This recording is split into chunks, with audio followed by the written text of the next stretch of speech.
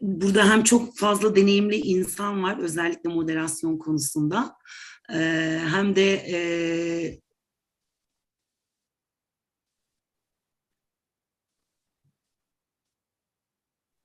Ses gitti ama bende mi gitti acaba?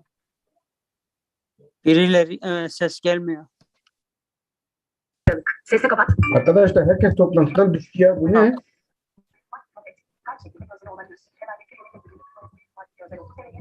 Arkadaşlar orada anladım diye bir yazı gelecek önünüze. Onu tuşlarsanız o zaman sıkıntı kalmayacak. Tamam, ben imza yaptım, onayladım.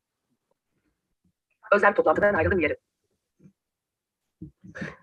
Vallahi tam başladı. Herkes düştü. Bu canlı yayınlandığı için herkesin onaylaması gerekiyor. Düşmedi aslında. Anladım seçeneği var ekranınızda. Onu tıklarsanız bir sorun yok. Evet, aynen öyle. Onu ben hemen tıkladım ama demek ki Devam edebiliriz. Zeyno Heva, buyurun, söz sizde. Zeyno arkadaşın sesi gelmiyor. Eğer konuşuyorsa. Şimdi düzelteceğiz Meclis Başkanım. Zeyno düştü.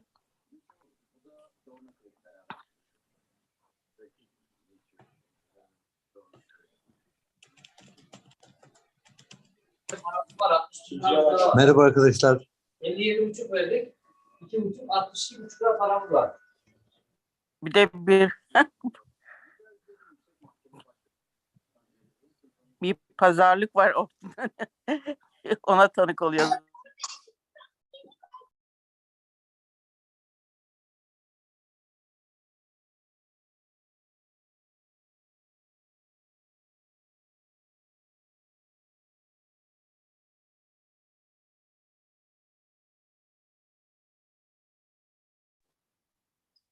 Keşke uyarsaydık baştan, anladım geldiğinde tıklayın diyerekten. Aynen, ben de onu. Kusura bakmayın. Şimdi Zeyno arkadaş da geldi. Yeniden devam ediyoruz. Yazabiliriz bunu, böyle bir şeyin gerektiğini. Daha fazla diye şey var ya, chat. O kısma isterseniz yazın ki arkadaşlar fark etsin. Tamam, teşekkürler. Şimdi kaldığımız yerden devam edeceğiz. Zeyno Heval, söz sende.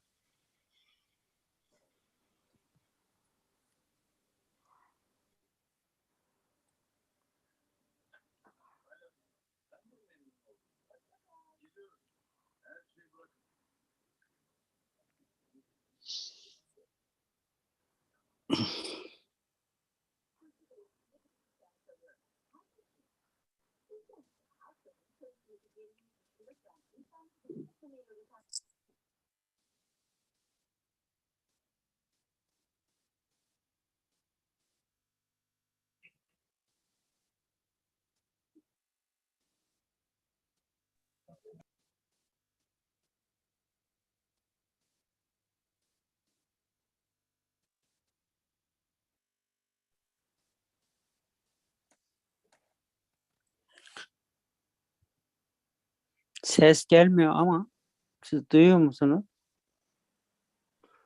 Yok, herhangi bir konuşmacı şu an Tamam. konuşmadığı Tamam. için Bir ara ses yok. Moderatörümüz bağlantı problemi yaşıyor galiba. 1 dakika içerisinde çözemezse biz alternatif bir moderasyonla devam edeceğiz. Anladım. Tamam. Teşekkürler.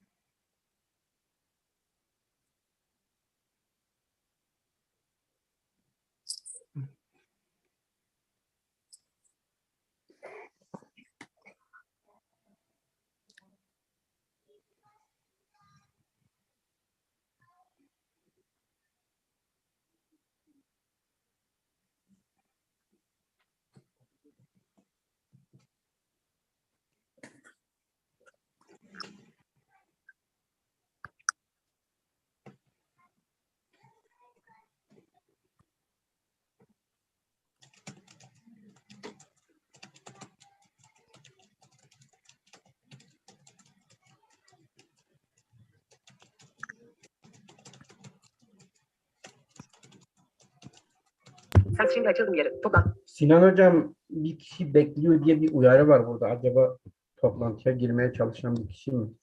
Onu bekliyor.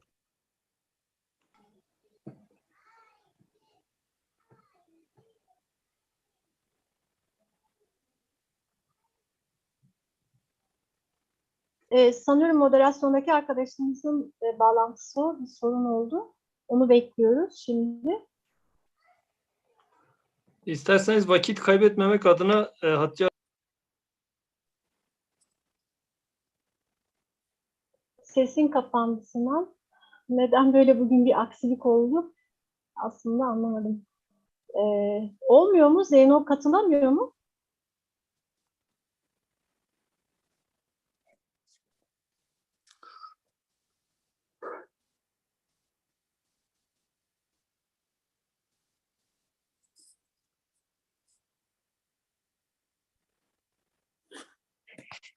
Hatice isterseniz siz başlayın. Zeyno arkadaş bağlantı sorunu hallettince devam eder. Zaten söz sizde olacaktı. Hı. Başlayalım o zaman. Buyurun. Tamam. Arkadaşlar öncelikle teknik aksaklıklarla başladık. Kusura bakmayın. O yüzden özür diliyoruz sizden ama canlı yayında ve böyle durumlarda olabiliyor sıkıntılar. Ben sözlerime Zeyno arkadaşımız geldi. Ben ona bırakayım o zaman sonra devam edeyim. Zeyno sen devam edebiliyorsan sen devam et. Ben tekrar söz alacağım senden.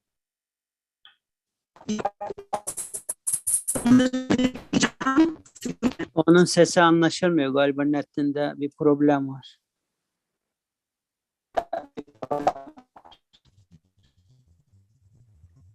Hepimizde mi var? Yok, sizde yok. Sizde yok. Zeyno çözemedin mi? Olmadı mı? Sesin gelmiyor.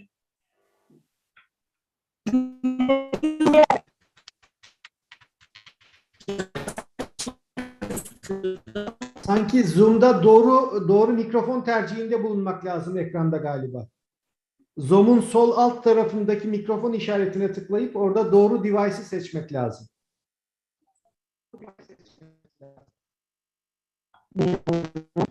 Biz başlayalım o zaman. Geciktirmeyelim arkadaşlar. İsterseniz Zeyno sonra sıkıntıyı giderdikten sonra dahil olsun. Öncelikle arkadaşlar biliyorsunuz Mithat Başkanımızın acı bir kaybı var. Toplantımızda kendisi de bulunacaktı. Biz kaybından dolayı tekrar buradan kendisine başsağlığı diliyoruz ve kendisine bütün sevenlerine sabırlar diliyoruz. Bu nedenle toplantımızı onsuz gerçekleştireceğiz. Bizim için buruk olacak.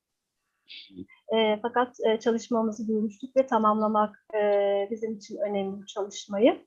Biliyorsunuz yaklaşık bir yıl kadar oluyor. Bir yıl kadar önce yine aynı tarihlerde böyle benzer bir çalışmada buradaki birçok arkadaşımızla bir araya gelmiştik. Manifestonun sunumunu yapmıştık, manifestonun tanıtımını yapmıştık.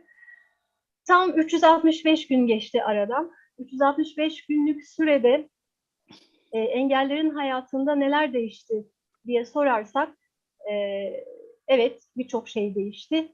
Maddi ve manevi olarak yaşam bizler için gerçekten çok daha zor, koşulların çok daha ağırlaştığı, yoksulluğun biraz daha derinleştiği, ekonomik anlamdaki bu sıkıntının yaşamımız içerisindeki birçok ihtiyaca yansıdığı, yine her zaman olduğu gibi eğitim, istihdam, barınma, sosyal ve kültürel yaşama katılma, istihdam ve ulaşımla ilgili, eşitlikle ilgili sorunlarımızda daha iyiye gideceğini tahmin ettiğimiz ya da özlediğimiz bir süreç varken bunun tam tersi biraz daha geriye düştüğünü deneyimledik. 10-16 Mayıs haftası hepimiz biliyoruz ki medyada, siyasette ve birçok kurumda zaten belirli günlerde akla gelen engelli nüfusu akla gelerek buradan özellikle bu konularda çok fazla söz üretiliyor.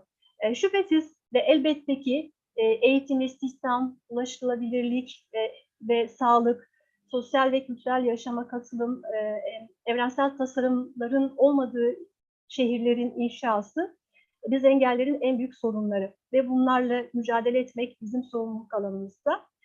Ve fakat engellilikle ilgili sorunlar dediğimiz zaman aslında bunlar sorunun dalları. Bu sorunu besleyen, bu sorunu sürekli olarak üreten kökler var. Biz manifestoda buna ilişkin tespitlerde çok derinlikli tespitlerde bulunmuştuk. Bu köklere ilişkin tespitlerimiz olmuştu.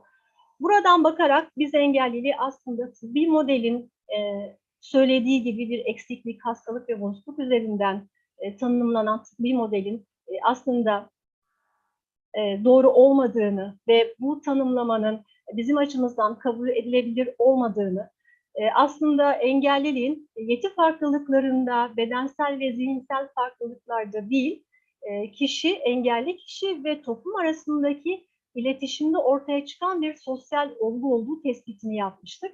Politikalarımızın da buradan üretileceğini, yol haritamızın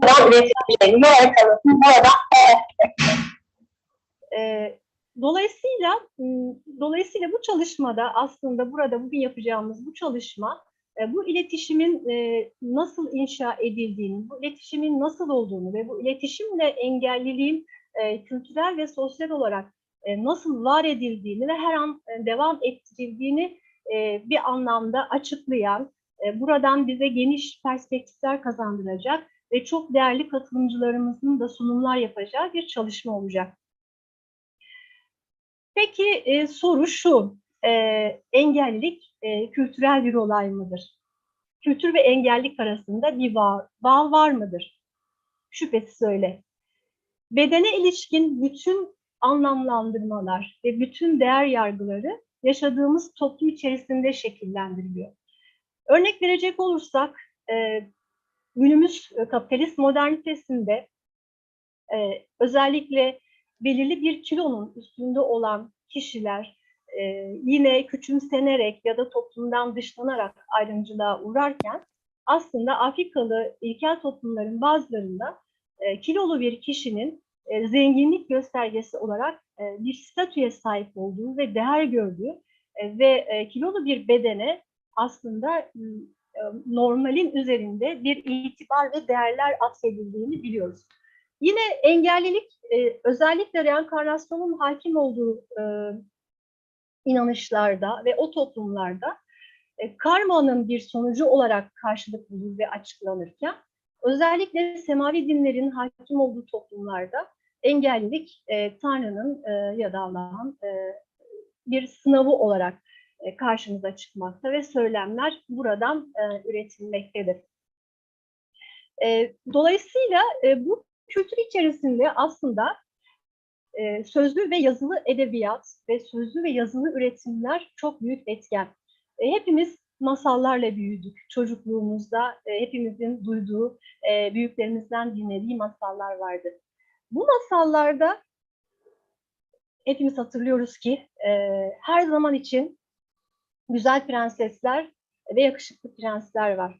Ben hiçbir masal hatırlamıyorum ki kısa boylu ya da kambur ya da tekerlekli sandalyede ya da kölgerinin o masalların bir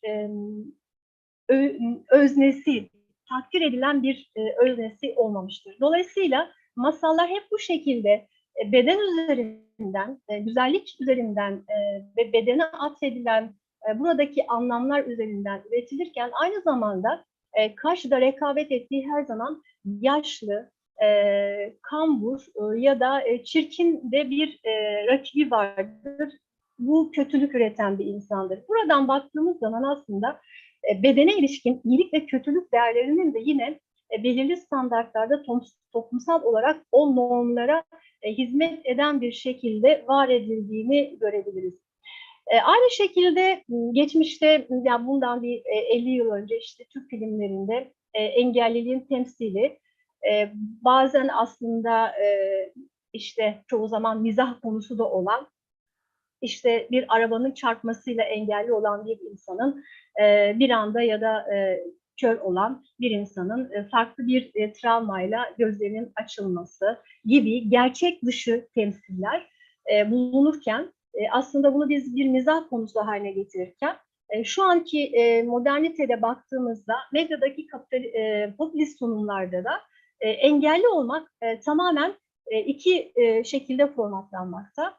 Ya bir trajedi olarak tanımlanıyor, işte evin ya da ailenin sürekli olarak karamsar, agresif ve evde kapalı kalan insanı olarak resmedilirken engelli kişi, bazen de mucizeler olarak topluma anlatılıyor. Yani engellinin eşit bir birey olarak toplumda yaşadığı ya da var olduğu aslında şu anki medyada da hiçbir şekilde resmedilmeyen, engellik üzerinden her daim popülist sunumlarla negatif bir kültüre hizmet eden bir yaklaşım var. Dolayısıyla buradan baktığımızda engelliliğin kültürel inşasının negatif bir sistem üzerinden devam ettirildiğini görüyoruz. Peki bu kültürü var eden nedir? Bu kültürü var eden en önemli araç aslında kullandığımız dil. Bütün kadim öğretilerde bize aktarılan bir bilgi var. Hatta arkeolojik kazılarda bu bilginin yazıldığı tabletler de var. Söz büyüdür deniyor. Aslında metaforik olarak söylenmiş olan bu ifade sözün inşacı, yapıcı ve yıkıcı yönünü anlatması açısından çok kıymetli bir bilgi.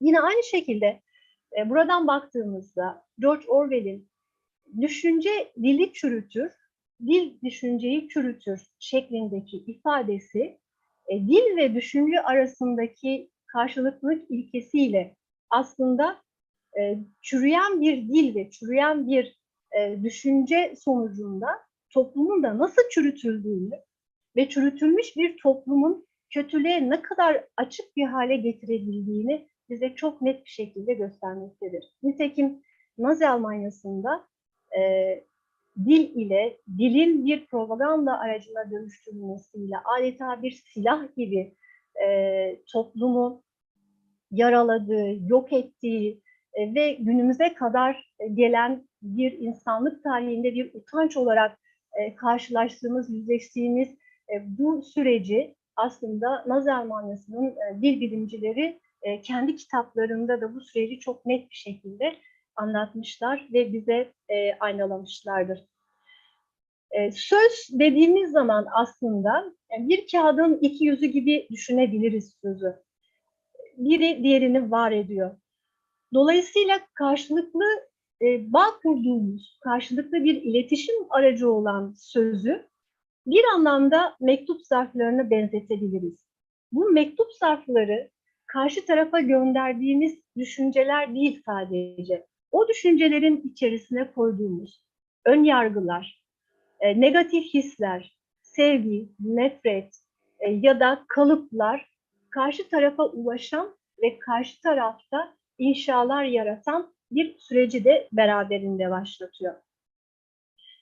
Biz engellik konusunda sözün bu önemli kısmını ve kültürel inşaya katmış olduğu katkıyı bir anlamda ortaya koymak ve bu alanın yapılması gereken engelliliği ortadan kaldırmak için yapılması gereken bir çalışma olarak gördük ve hepinizin de bildiği gibi içimizdeki sağlamcı, ayrımcı tabirler raporu ismiyle bir çalışma hazırladık.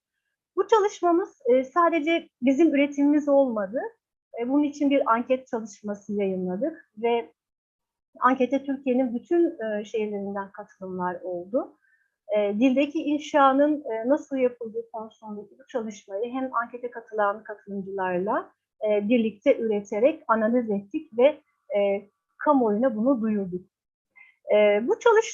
Bu çalışmayı yaparken ve daha sonrasında bu çalışmamızı özellikle 16 Mayıs haftası sebebiyle Türkiye'deki birçok söz üreten, sözü yeniden inşa eden aydın, gazeteci ve yazarlara gönderdik. Fiziki basını da aynı şekilde onlara gönderdik ve çağrılar yaptık. Bunun düzeltilmesi ve bu konuya dikkat çekilmesi için. Buradan bir kez daha kendi internet sitemizde olan çalışmanın ulaşmamış, kendilerine fiziki olarak ulaşmamış olan kişilere de duyurusunu yaparak dikkat çekmek istiyoruz. Yapmış olduğumuz bu çalışmayla ne olacak, nasıl bir şeyle karşılaşacaksınız? Bu çalışma aslında zihnimizin en karanlık dehlizlerinde her an ortaya çıkmaya bekleyen bir sağlamcıyla ve bize gelen, zihnimize monte edilmiş, zihnimize kodlanmış olan ezberlerle ve dünden bugüne miras olarak almış olduğumuz bu negatif kültürle bizi tanıştıracak. Aynı zamanda anketten gelen akışlar ve duygularla da bu kullanılan zehirli dilin nasıl bir can kırıklarına dönüşüp karşıdaki kişinin yüreğini yaralayan, kanatan ve bir hüzün oluşturan deneyimleriyle buluşturacak. Çalışmanın içeriğini aslında birazcık anlatabilmek için çok uzatmadan ama güncel bazı örnekler vermenin faydalı olacağını düşünüyoruz. Özellikle de bu 10-16 Mayıs haftasında. Örneğin en çok kullanılan ifadelerden birisi, hepimiz bir engelli adayız. Hepimiz bir engelli adayız. Aslında içimizdeki sağlamcının tam da karşılığıdır. Çünkü bu ifade bize ölçük bir ifade olarak incelediğimiz zaman şunu anlatır. Aslında engelli olarak yaşamak trajik ve değerli olmayan bir yaşamdır. Evet, biz şu an sağlamız ama her an bu noktadan karşı tarafa geçerek o trajik olarak gördüğümüz ve değersiz olarak gördüğümüz yaşamın içerisine dahil olabiliriz. Buradaki bakış açısı tamamen her zaman olduğu gibi dikey kurulmuş bir bakıştır ve bir ilişki biçimidir. Dolayısıyla eşitlik üreten, eşitlik arayışı içerisinde olan bir söylem değildir. Ve aslında farkında olmadan bazen de işte engellilik haftalarında kullanılan, sıkça da kullanılan üretimlerden, engellilik üreten ifadelerden birisidir. Engelleri sevgiyle aşıyoruz. Pardon, hangi sevgi? Her gün yüzlerce kadının çok seviyorum diyerek erkek tarafından öldürüldüğü kadın sevgisi mi? Ya da doğayı çok seviyoruz, doğanın içerisinde olmayı çok seviyoruz deyip de kendimizi içine attığımız, piknik yaptıktan sonra arkamıza dönüp bakmadan poşetlerle, çöplerle darmadağın ettiğimiz, kirlettiğimiz, yok ettiğimiz sevgi mi? Marmara Denizi'ndeki müsilajla nefes alınamaz hale getirdiğimiz doğa sevgisi mi? Ya da çocukları çok seviyoruz, çocuklar için bayramımız olan bir toplumuz dediğimiz zaman hangi çocuk sevgisinden bahsedebiliriz?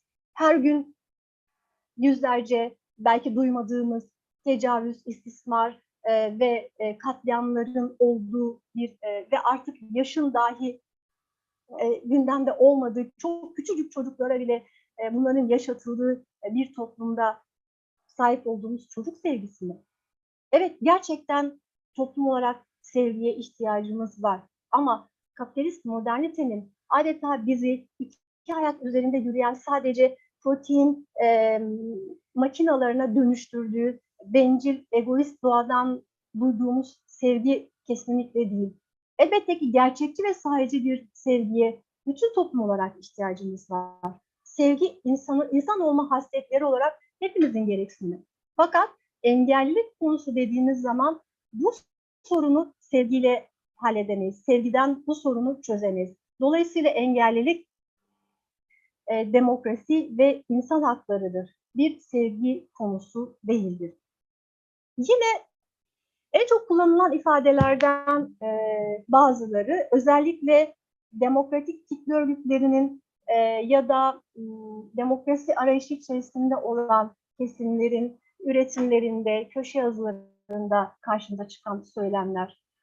Politik körlük, ideolojik körlük, körsar iktidar, yüce toplum, kötürüm toplum. Yani bu çok acı bir durum aslında. İnsan hakları ve demokrasi arayışında olan ifadelerde ve üretimlerde toplumdaki olumsuz bütün her şeyin engelli insanların, engelli yurttaşların yeti farklılıkları üzerinden anlatılmaya çalışılması gerçekten hem kendi içinde bir paradoks hem de çok ironik bir durum. Otistik misin, kör müsün, sağır mısın, geri zekalı, aptal gibi söylemlerin hakaret olarak kullanılması da aslında en çok sağlamcı üretimlerden. Çünkü bu yeti farklılıklarının kişiler üzerinden oluşmuş olan bu farklılıkların toplumsal hakaret olarak kullanılması aynı zamanda bu kimliklerin bir anlamda dışlanması demek oluyor. Buradan baktığımız zaman bizim bu çalışmayı yapmamızdaki amacımız gerçekten herkese bir çağrıda bulunmak ve konuya bir farkındalık kazanmak. Zira halihazırda kullanmış olduğumuz bu ayrıştıran, bölen, hakaret eden ve bir şekilde kaba, hoyrat, bu eşitsizlik üreten bu dili kullanmaya devam ettiğimiz sürece bizim engellilik sorununu çözebilmemiz mümkün değil. Dolayısıyla böyle durumlarda genel bir sözümüz vardır. Boş ver, böyle gelmiş, böyle gider. Biz diyoruz ki yeter, artık yeter. Böyle gelmiş, böyle gitmesin. Davetimiz hepimiz için. Aynı zamanda ırkçı, cinsiyetçi, homofobik, türcü olan bu kibirli ve sağlamcı dili hep birlikte dönüştürelim. Dönüştürelim önce bu zehirli dili, sonra zihnimizi. Kalbimizin sesiyle dinleyelim, herkesten önce kendimizi. Yeniden sürelim kolektif bahçemizi. Sözümüz sevgi yüklü bir tohum, ışığımız adalet, suyumuz nezaket, gübremiz feraset ve hasadımız eşitlik olsun. Teşekkür ediyorum arkadaşlar.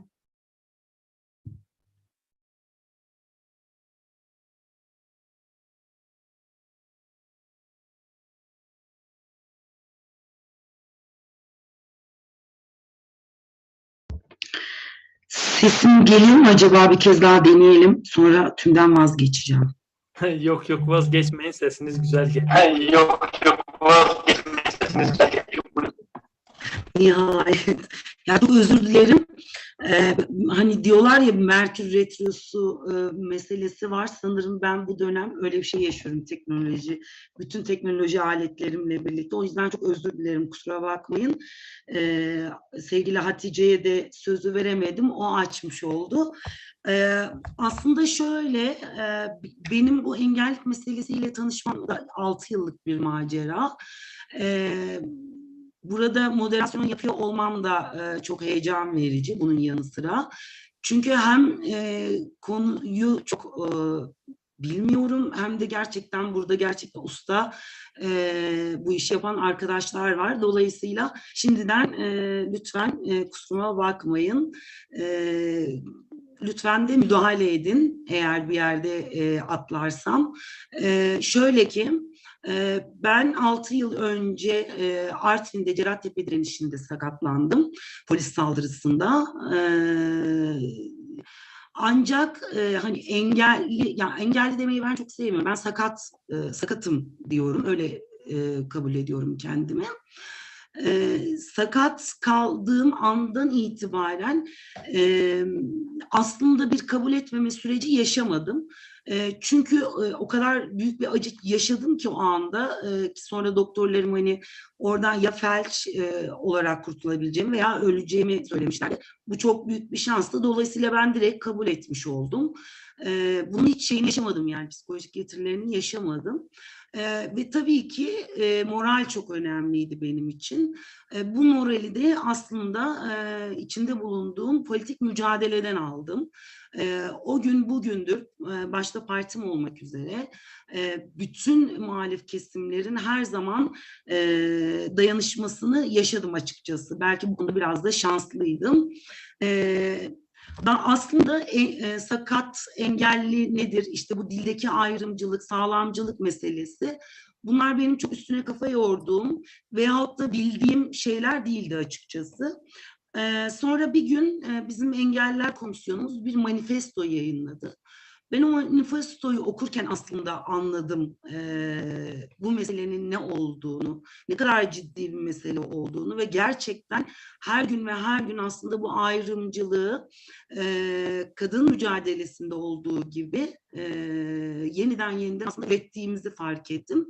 Ve dolayısıyla ben kendi görüşüm olarak Engelliler Komisyonu'nun hazırlamış olduğu bu manifestoyu kendi çapında bu ülkede bir devrim niteliğinde görüyorum ve çok özel olduğunu düşünüyorum. O zaman fark ettim aslında içinde bulunmuş olduğum durumun ne olduğunu, insanların ne yaşadığını ve bu konuyla nasıl mücadele edilmesi gerektiğini. Yani buna bir politik çerçeve çizilmesi gerekiyordu ve evet, HDP Engelliler Komisyonu bunu bence şu anda çok önemli bir şekilde başardı ve bunu mücadelenin içerisinde de, yani çizdiği bu politik mücadelenin içerisinde de daha çok yükselteceğine inanıyorum. Bu sadece hani HDP'ye ait de bir şey olmamalı bence. Sahip çıkıldığında görüyorum ve bu konuda gerçekten hep birlikte mücadele yükseltmemiz gerektiğini düşünüyorum. Çünkü şu anda içinden geçtiğimiz süreçte bütün mücadele alanlarını o kadar parçalıyor ki sistem. Biz hep parça mücadele etmek durumunda kalıyoruz. İşte ekolojistler, işte kadın alanında mücadele edenler veya işte farklı işte LGBTİ artılar, işte engelliler vesaire, ama bu mücadelelerin aslında ortaklaşması gerektiğini, hepsini bir araya getirdiğimiz zaman bir sonuca ulaşabileceğimizi de aslında manifestoyu okurken fark ettiğimi düşünüyorum. Çok uzatmayacağım. Çok teşekkür ediyorum komisyonun da bana burada hem biraz da kendini anlat demesini. Dolayısıyla hemen artık forumumuza geçelim. Çok uzadı. Bunun da nedeni benim. Forumumuzu 2 bölüm olarak planladık. İlk bölümde konuşmacılarımızla birlikte engelliğin sosyokültürel inşası üzerine bir tartışma yürüteceğiz. 5 konuşmacı arkadaşımız var. Hepsi de kendi alanlarında gerçekten yetkin ve söyleyecek çok sözü olan arkadaşlarımız. Daha sonra kısa bir ara vereceğiz. 10 dakika kadar hani bir ihtiyaç molası verelim diye düşündük. Ardından ikinci bölümü forum olarak, yani soru ve cevap olarak devam ettirmeyi düşünüyoruz. Orada da Sinan arkadaşımız bize yardımcı olacak. Eğer ilk oturumu bitirdikten sonra o konuştuğumuz konulara dair soru sormak veya eksik kaldığını hissettiğiniz bir şey olursa da 2'şer 3'er dakika bu konuyu tamamlamak üzere elbette ki devam edebiliriz. İlk konuşmayı Hatice yaptığı için medyada engellilerin istihdamı ve sunumunu Özlem Akarsu Çelik'le konuşacağız. Özlem diyeceğim, ben çok sevdiğim dostum, çok eski arkadaşım. Biz zaten hani böyle samimi bir ortamda olduğumuzu düşünüyorum. Dolayısıyla çok da hani öyle birbirimizi kasmaya gerek olmadığını düşünüyorum tırnak içerisinde. Özlem'le ilgili kısa bir bilgi vereceğim. Özlem Ankara İletişim Fakültesi mezunu. Çok uzun yıllar televizyon, yani medya ve yazılı basında önemli görevler üstlendi. Köşe yazıları yazdı, genel yayın yönetmenliği yaptı. İşte isim vermek gerekirse o dönemin ATV'sinde, Kanal D'sinde haberler sundu. ATV'de haber müdürü olarak çalıştı eğer yanlış hatırlamıyorsam. Daha sonra en son yaptığı çok güzel işlerden bir tanesi Gazete Duvar'ın kuruluşunda yer aldı ve Ankara temsilciliğini yaptı. Daha sonra da Olay TV'de olaylı bir şekilde maalesef olmadı ama oranın da kuruluşunda yer aldı. Özlem, şöyle başlamak isterim. Medyada hani kadınların da ne kadar aslında ötekileştirildiğini, ne kadar zor şartlarda çalıştığını ve gerçekten hani tırnaklarını kazıya kazıya aslında bir noktaya geldiklerini az çok biliyoruz, onun dışında olduğumuzda, hani okuduklarımızdan, dinlediklerimizden. Şimdi engelli olmak 2 kere ayrımcılığı aslında üretilen bir yer olmuş oluyor. Üstelik de medya dünyasında. Medyada bir haberlerde engelliler nasıl tanımlanıyor? İkincisi, basın, yayın ve medya dünyasında engelliler istihdam edilebiliyor mu? Mesela ilerleme şansı oluyor mu? Haber sunabilir mi? Köşe yazabilir mi? Senin hani onu daha böyle geniş çerçevede hepimize anlatırsan çok mutlu oluruz. Herkese merhaba. Bu güzel toplulukta bir arada olduğum için çok mutluyum. Öncelikle beni davet ettiğiniz için ayrıca teşekkür ediyorum.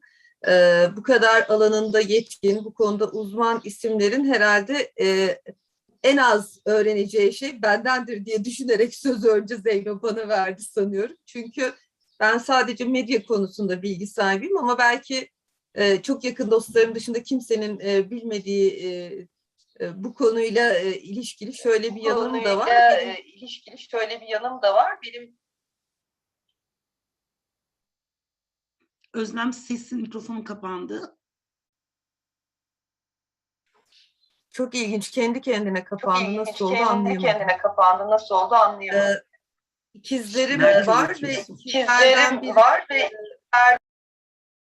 öğrenme güçlüğü ile boğuşuyoruz. İlkokul 1'de teşhisi konuldu. İşte disleksi, disgrafi vesaire böyle diskalkuli hepsi birlikte o bilenler bilir. Biraz da ileri düzeyde ve okulla yaşadığımız süreç hani bana şunu bir kez daha gösterdi. Özellikle otizmli çocukların aileleri son zamanlarda sosyal medyadan sürekli paylaşımlarda bulunarak bir farkındalık yarattılar. Bizler belki farkındaydık ama farkında olmayan toplum kesimleri için onların bu paylaşımları çok değerli oldu. Okullar öğrencileri kabul etmiyor. Ben de benzer bir süreçten geçiyorum. Şu an yana döne oğlumu okul arıyorum. Bir süredir işsiz kalmamın sebeplerinden biri de oğlumun bu sürecinde yanında olmak istemem. Medyada engellilerin istihdamı bence utanç vesikası. Bizim utanç vesikalarımızdan biri. Sadece ana akımda da değil. Artık hani ortada bir ana akım kalmadı. Konvansiyonel medya bildiğimiz anlamıyla darmadağın olmuş vaziyette ama buna alternatif mecraları da ekleyebiliriz. Nasıl ki hayatın her alanında o bildik başat, işte hep altı çizilen ve öncelenen Türk, erkek, beyaz Türk, Müslüman, Sünni, engelsiz, heteroseksüel olmak gibi bir takım kimliklerin altı nasıl çiziliyorsa medyada da çok benzer şekilde. Medyada toplumun diğer alanlarından muaf değil bu anlamda. Yasal olarak en başta medya kuruluşları, büyük medya biliyorsunuz artık insanları böyle koca binalarda, medya plazalarında binlerce kişiyi bir arada çalıştıran garip fabrikalara döndü medya kuruluşları. Bu büyük medya kuruluşlarında kreş dahi yok. Yasal olarak kreş açma zorunlulukları olmasına rağmen bunu da yerine getirmiyorlar. Çalışma Bakanlığı hani olur da kontrol ederse diye bir engelli kadrosu varsa eğer o engelli kadroları da genelde idari personelde kullanılıyor.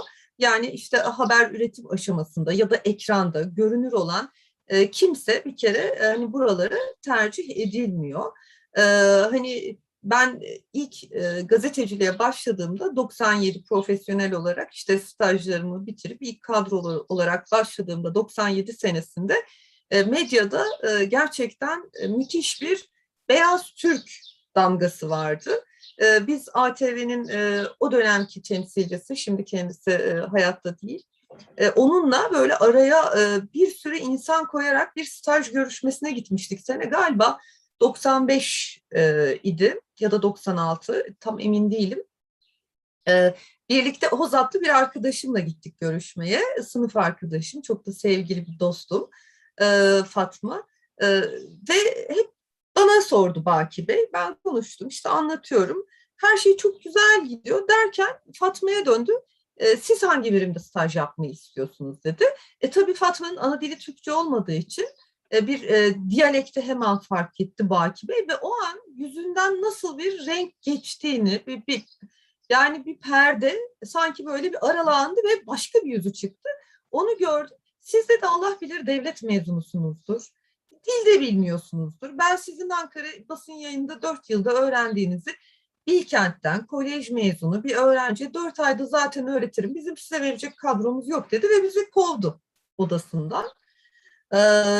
İnerken asansörde, o zaman ATV Karun'daydı o ilk yerinde. Fatoş ağlıyor. Ben de Fatoş asansörde kesin kamera vardır. Ağladığını görmesinler diyor. Daha genceciyiz yani işte 22 yaşında falanız. 22-23 yaşında.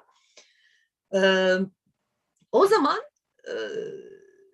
şöyle bir durum oldu. Ben o stajyer olarak kabul edilmediğim ATV'ye aradan bilmem kaç sene geçti. 2007 senesinde haber müdürü oldum. Ama benim staja dahi kabul edilmeyen Hozatlı arkadaşım İsviçre'de siyasi mülteci olarak hayatına devam ediyor.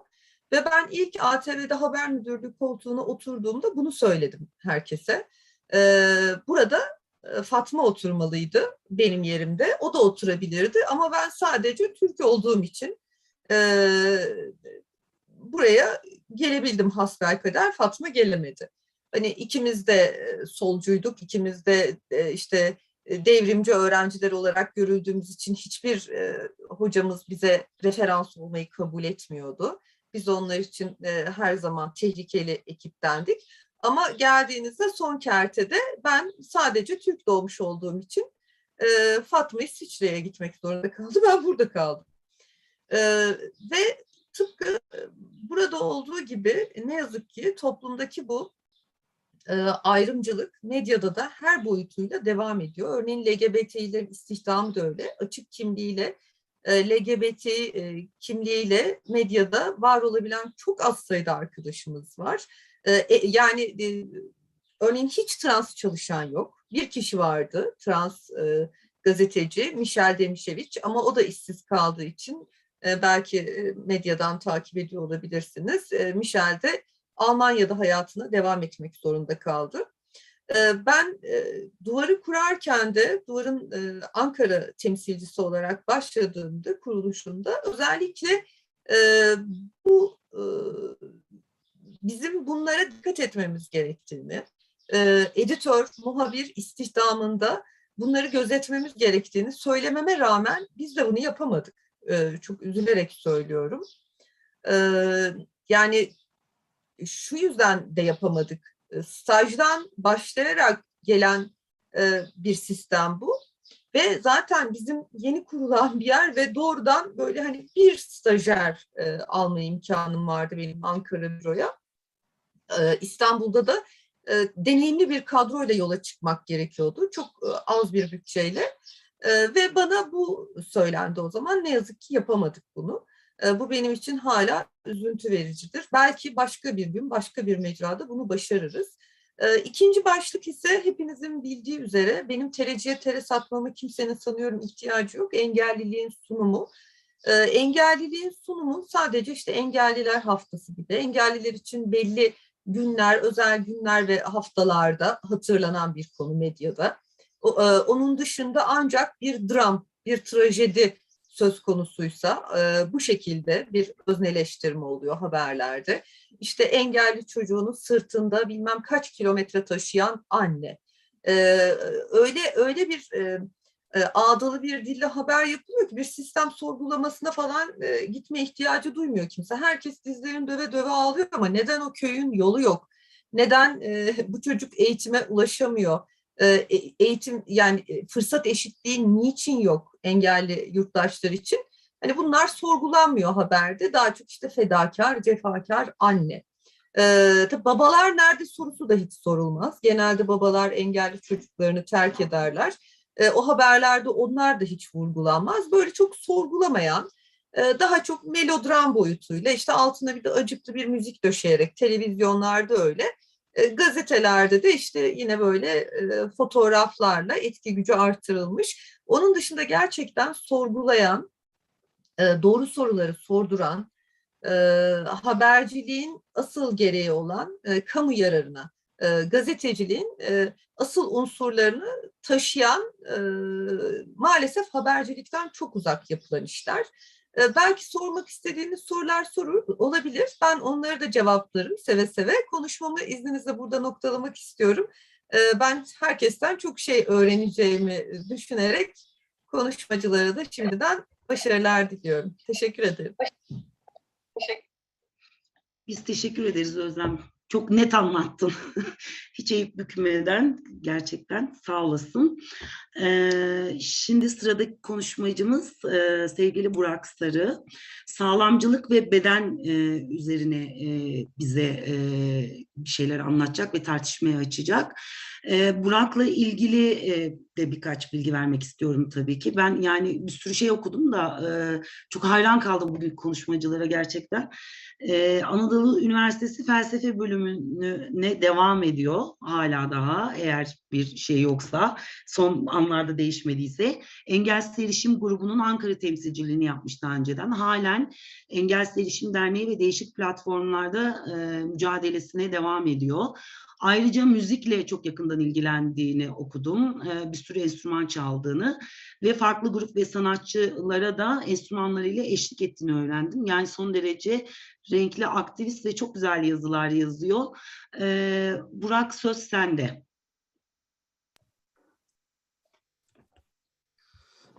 Merhabalar. Ben Engelsiz Erişim Derneği üyesiyim ve Engelsiz Erişim Derneği'ni temsilen geldim. Aynı zamanda da EH Dergi'yi temsilen geldim. EH Dergi'nin de şu anda hem yazarlığını hem editörlüğünü yürütmeye çalışıyorum. Ben sağlamcılık üzerine konuşmak istiyorum. Aslında sağlamcılık birçok şeyin kökeninde olduğu için biraz böyle teorik konuşmamı çok fazla eleştiriyorlar. Bazen çok teorik konuştuğumu söylüyorlar. O yüzden biraz daha şey yapmaya çalışacağım. Hani teorik olanla güncel olanı elimden, dilimden, zihnimden geldiği kadar birleştirmeye çalışacağım. Şimdi öncelikle şunu belirtmek isterim. Biraz önce açışta Hatice Hanım'ın belirttiği birçok şeyi biz yıllardır sahipleniyoruz dernek olarak. Engelsiz Erişim grubundan beri. Ama bu konuda çok yalnızdık. Çünkü biraz çuvaldızı da kendimize batırmamız gerekirse engelli örgütlenmelerinde daha çok hani hak temelli mücadele yerine daha böyle bir mağduriyet üzerinden yürüyen son dönemde özellikle bir şey vardı son 5-6 yıla kadar, öncesine kadar. Ve işin hani teorik yönüne çok kafa yorulmazdı. Oysa hani o teori bizim yaşamımızı belirliyordu. Yani bu neden gelmiş? Neden böyle? Tamam, bize belli misyonlar biçiyorlar toplumda. Ve biz onu kabul etmek zorunda mıyız? Hayır, değiliz. Ve bunun üzerine işte teorik sorgulamalara giriştik, okumalar yaptık. Ve o okumalar ve sorgulamalar sonunda şunu gördük ki aslında engellilik toplumun bize lanse ettiği gibi bir eksiklik. Hatta eskiden ayıp da deniyordu. Bir ayıp, bir özür değil. Engellilik bir yeti farklılığı. Engele dönüştüğü nokta ise kişinin bedeninden ya da zihninden tamamen bağımsız, tamamen sistemle, toplumla ilgili bir şey. Yani şöyle söyleyeyim, sağlamcılık hani basit tanımıyla yani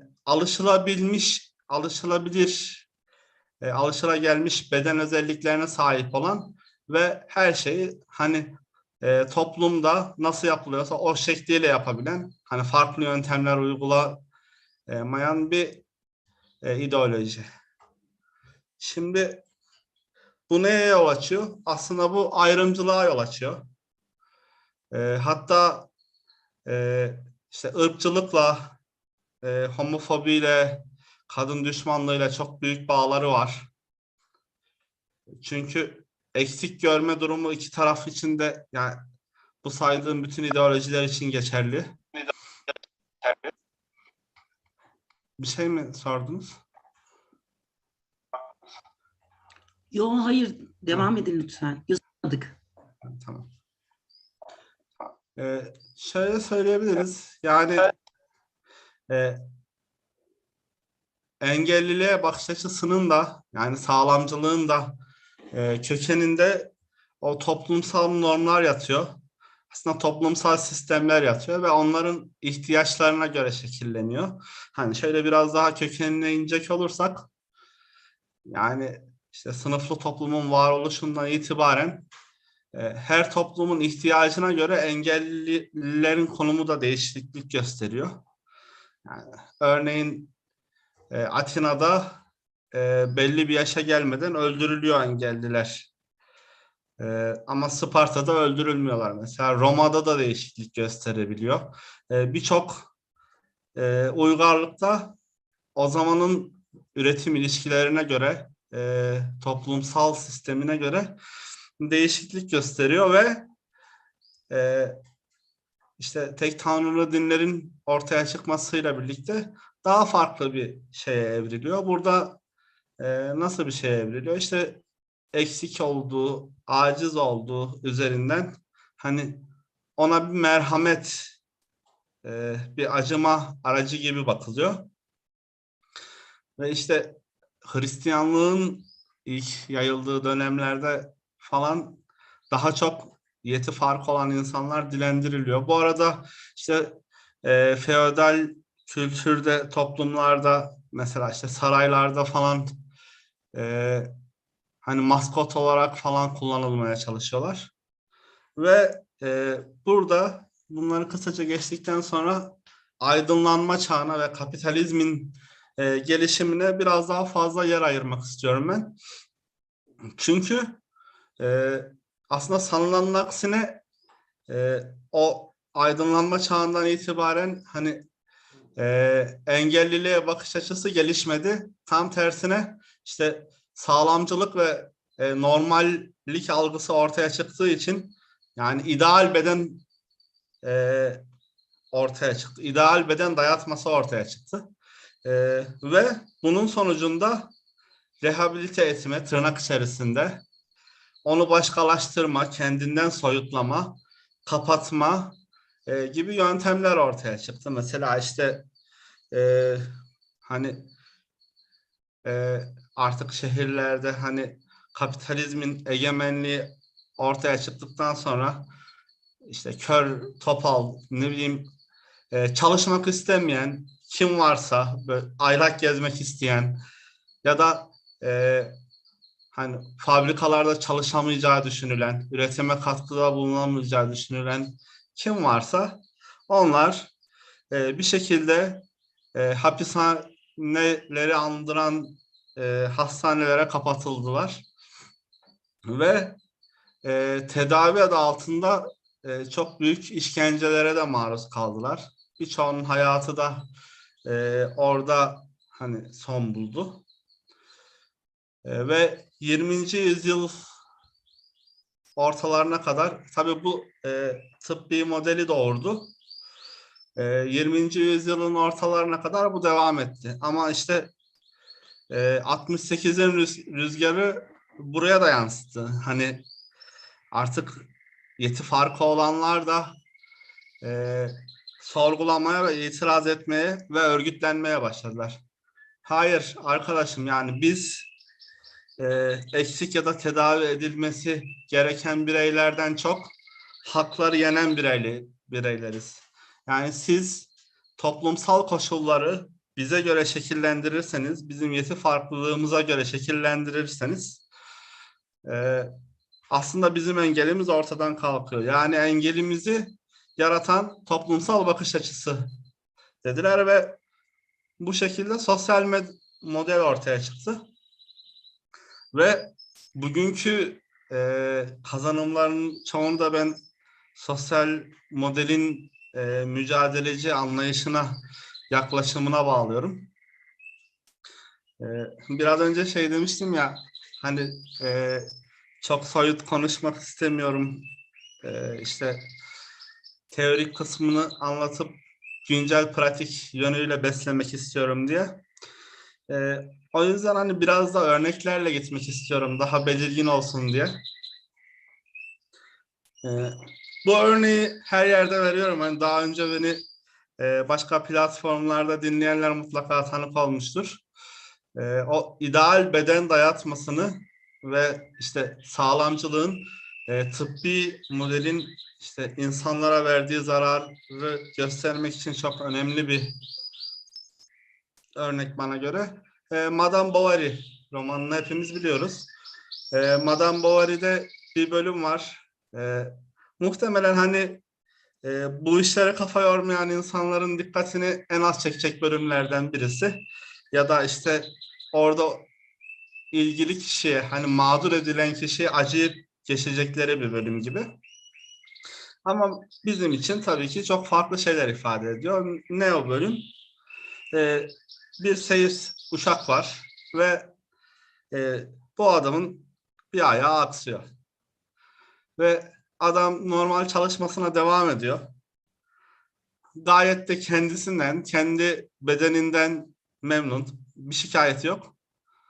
Ama tabii ki işte sağlamcılığın bir sonucu olarak onun kendi bedeni üzerindeki söz sahipliği toplumdaki insanlardan daha azdır. Yani toplum onun nasıl yaşaması gerektiğini ondan daha iyi bilir, öyle değil mi? Yani bilmek zorunda, çünkü biz bunu her yerde görüyoruz. Her yerde bununla karşılaşıyoruz. Ve bu kişiyi ameliyat etmek istiyorlar. Aslında bir taraftan da kobay olarak da kullanmak gibi oluyor. Yani daha önce denenmemiş bir ameliyat. İtiraz ediyor. Yani kendi durumundan bir rahatsızlığı olmadığını söylüyor.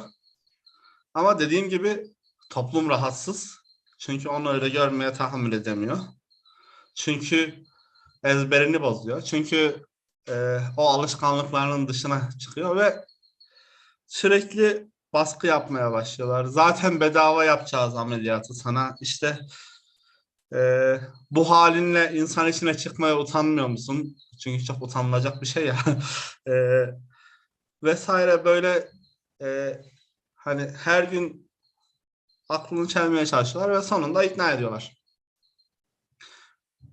Bu işin sonunda adam ayağından da oluyor. Yani ayağı kesiliyor. Ve bu tedavi dayatmasının sonucunda mesela özellikle benim tanıdığım hani biraz görüp daha sonra tamamen gözlerini kaybeden ya da başka sağlık sorunlarına maruz kalan insanlar tanıyorum. Yani aslında hani insanlara ideal beden dayatmak yerine farklılıklarıyla uygun yaşayabilecekleri ortamları sağlamayı tercih etselerdi, bu kadar sorun gerçekten yaşanmayacaktı. Çünkü şu konuda iddialıyız yani. Biz bunun bir eksiklik olduğunu düşünmüyoruz. Bunun bir yeti farklılığı olduğunu düşünüyoruz. Hatta bizim düşünüp düşünmememiz de zaten bir şey ifade etmiyor böyle. Çünkü zaten bu böyle. Günlük yaşam pratiğimiz zaten bunu gösteriyor. Yani biz bugün işte sokağa çıktığımızda kaldırımları işgal eden arabalara rağmen, kaldırımlardaki tezgahlara rağmen, işte ağaçlara, saçma sapan direklere rağmen, gerekirse akrobatik hareketler bile yaparak her gün sokaktaysak ve her gün gitmek istediğimiz yere gidebiliyorsak, yani burada demek ki eksiklik bizde değil. Kent hayatını işte herkesin gereksinimine göre şekillendirmeyenlerde. Hani bunun yanı sıra şuna değinelim. Mesela işte sağlamcılığın en büyük sonuçlarından birisi, dezavantajlarından birisi mobbing. Yani mesela iş yerlerinde birçok arkadaşımız maruz kalıyor. İşte okullarda, biraz önce Özlem Hanım da söz etti. Ve hiç değişmeyen bir kural gibi adeta. Yani biz kendi lise öğrencilik yıllarımızda birçok okuldan geri çevrildik. Yani 2000'li yılların başında. Ama bugün 2022 yılında bu yılın başında yanlış hatırlamıyorsam otistik çocuklar okullara alınmıyordu. Şimdi şeyden de biraz söz etmek istiyorum. Hani havada kalmasın diye. Yani sen böyle konuşuyorsun işte bu bir kompleks göstergesi mi? Yani eksik olduğunu niye kabul etmiyorsun? Mesela nasıl çözebilirsin? Gibi bir soru geldiğinde verecek cevabım şu olur direkt. Yani insan bulunduğu koşullara göre kendisini var edebilir ve biz hani yeti farklılığı hiç çok fazla gözetilmeyen bir toplumda var olmuşuz ve var olmanın yollarını bulmuşuz. Bir şeyi, yani bir yöntem ya da bir dil, her neyse tek başına doğru değildir. Yani herkes kendi gereksinimine göre, ihtiyacına göre, yeti farklılığına göre hayatını şekillendirebilir.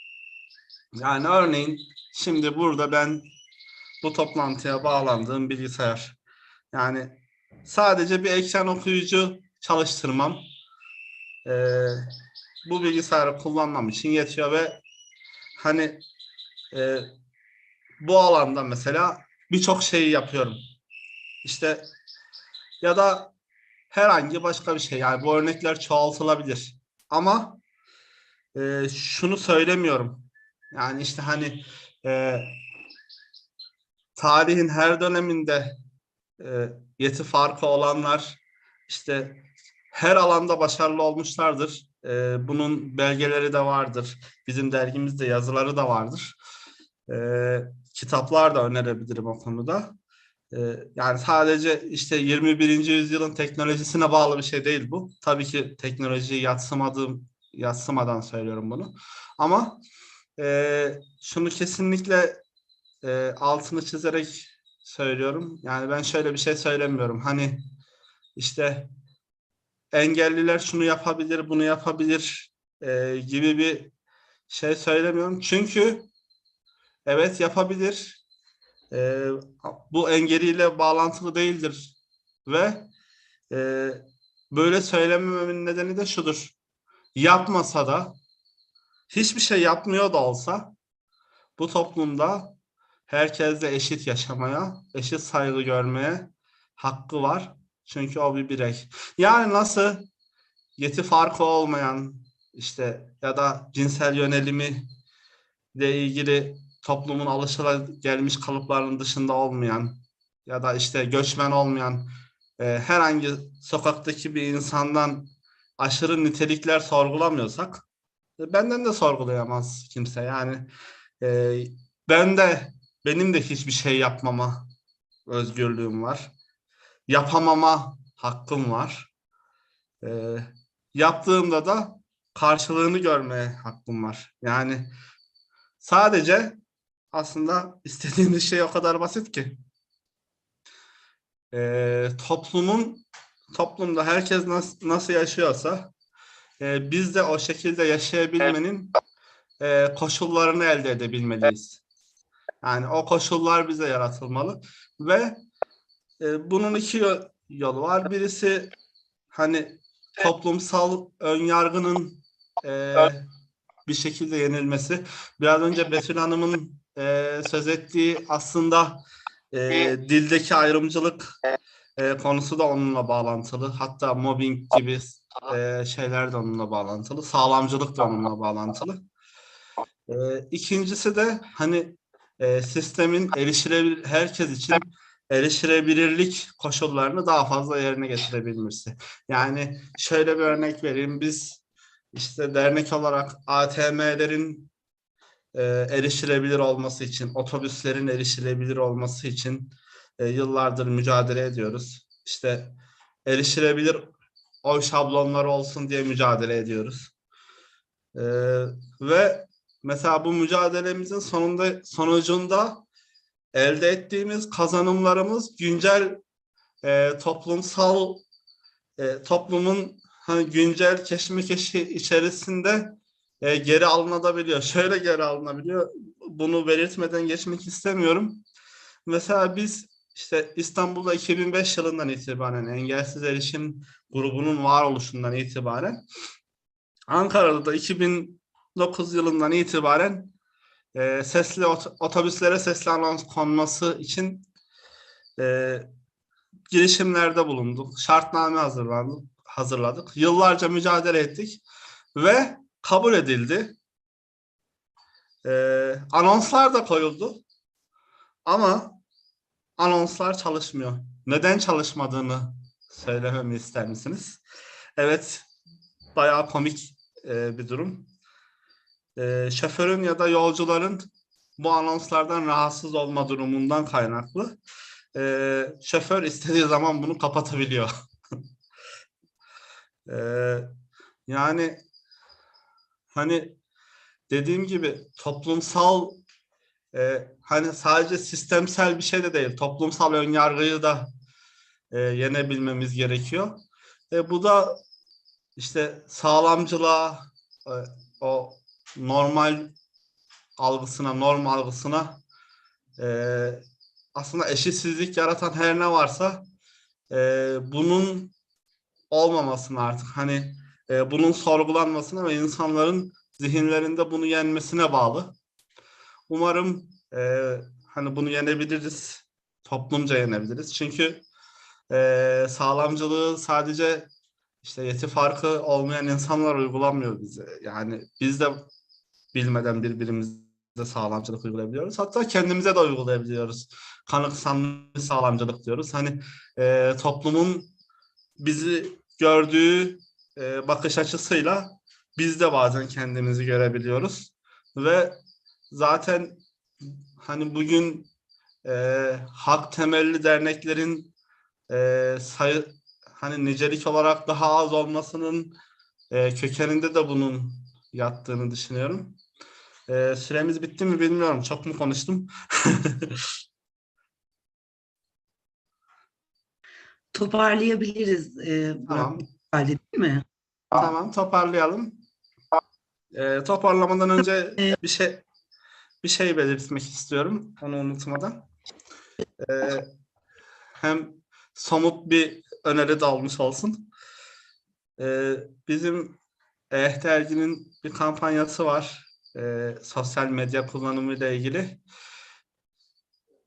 Sosyal medyada biliyorsunuz görsellere açıklama ekleme alanı var körler için ve bu hani mevcut karakterinizden yemiyor. 1000 karakterlik bir orada alt metin alanı var ve bunu uygularsanız hani oraya betimlemeyi yazarsanız ekran okuyucu kullanıcıları sadece onu görebiliyor ve görselin içeriğini anlayabiliyoruz.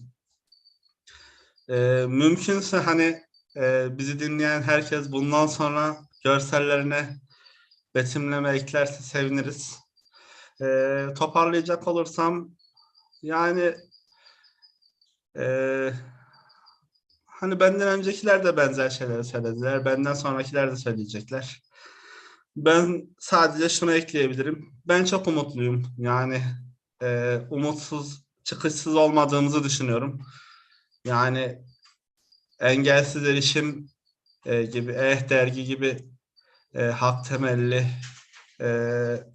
kuruluşların faaliyetlerinin devam etmesi, işte onun yanı sıra Merhaba Spektrum gibi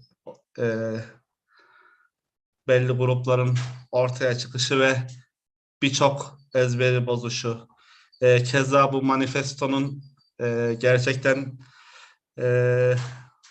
çok büyük bir karşılığı olması, yankı bulması. Hatta biz çok şaşırmıştık gördüğümüzde. Yani hani resmen sanki böyle biz yazmışız gibi hissetmiştik. O yüzden hani umutsuz olmaya gerek yok diye düşünüyorum. Hep birlikte daha eşit, daha erişilebilir, daha engelsiz bir hayatı var edebileceğimizi düşünüyorum. Bizi davet ettiğiniz için de teşekkür ediyorum. Teşekkür ederiz. Geldiniz ve ne kadar güzel şeyler söylediniz.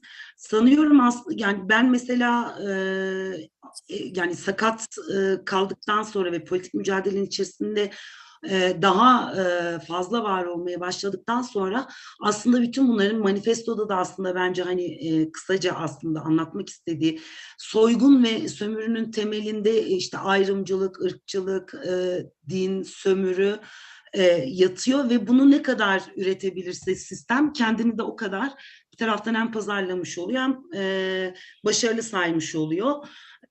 Şimdi Bülent Küçük Aslan'a söz vereceğim. onun konusunun başlığı çok dikkatimi çekmişti benim. Engelli kardeşlerimiz tırnak içerisinde yapılanları örtmeye yetmiyor. Bu biraz da şey gibi, işte benim de Kürt arkadaşlarım var, LGBTİ arkadaşlarım var. Yani aslında ve kardeşlik meselesi tabii ki. Yani dilimizi bir türlü eşitlik üzerine kuramıyoruz. Biz aslında hani alanda, sokakta mücadele eden, muhalif, üstelik de muhalif tarafında duran bu işin insanlar olarak bu kardeşlik meselesi de belki biraz tartışmaya açılmalı. Bülent Engeller Biz platformunun genel yayın yönetmeni. Aynı zamanda tabii ki aktivist ve sakatlık üzerine çalışmalar yapıyor ve gerçekten muhteşem yazılar yazıyor. Bülent hoş geldin, söz senin.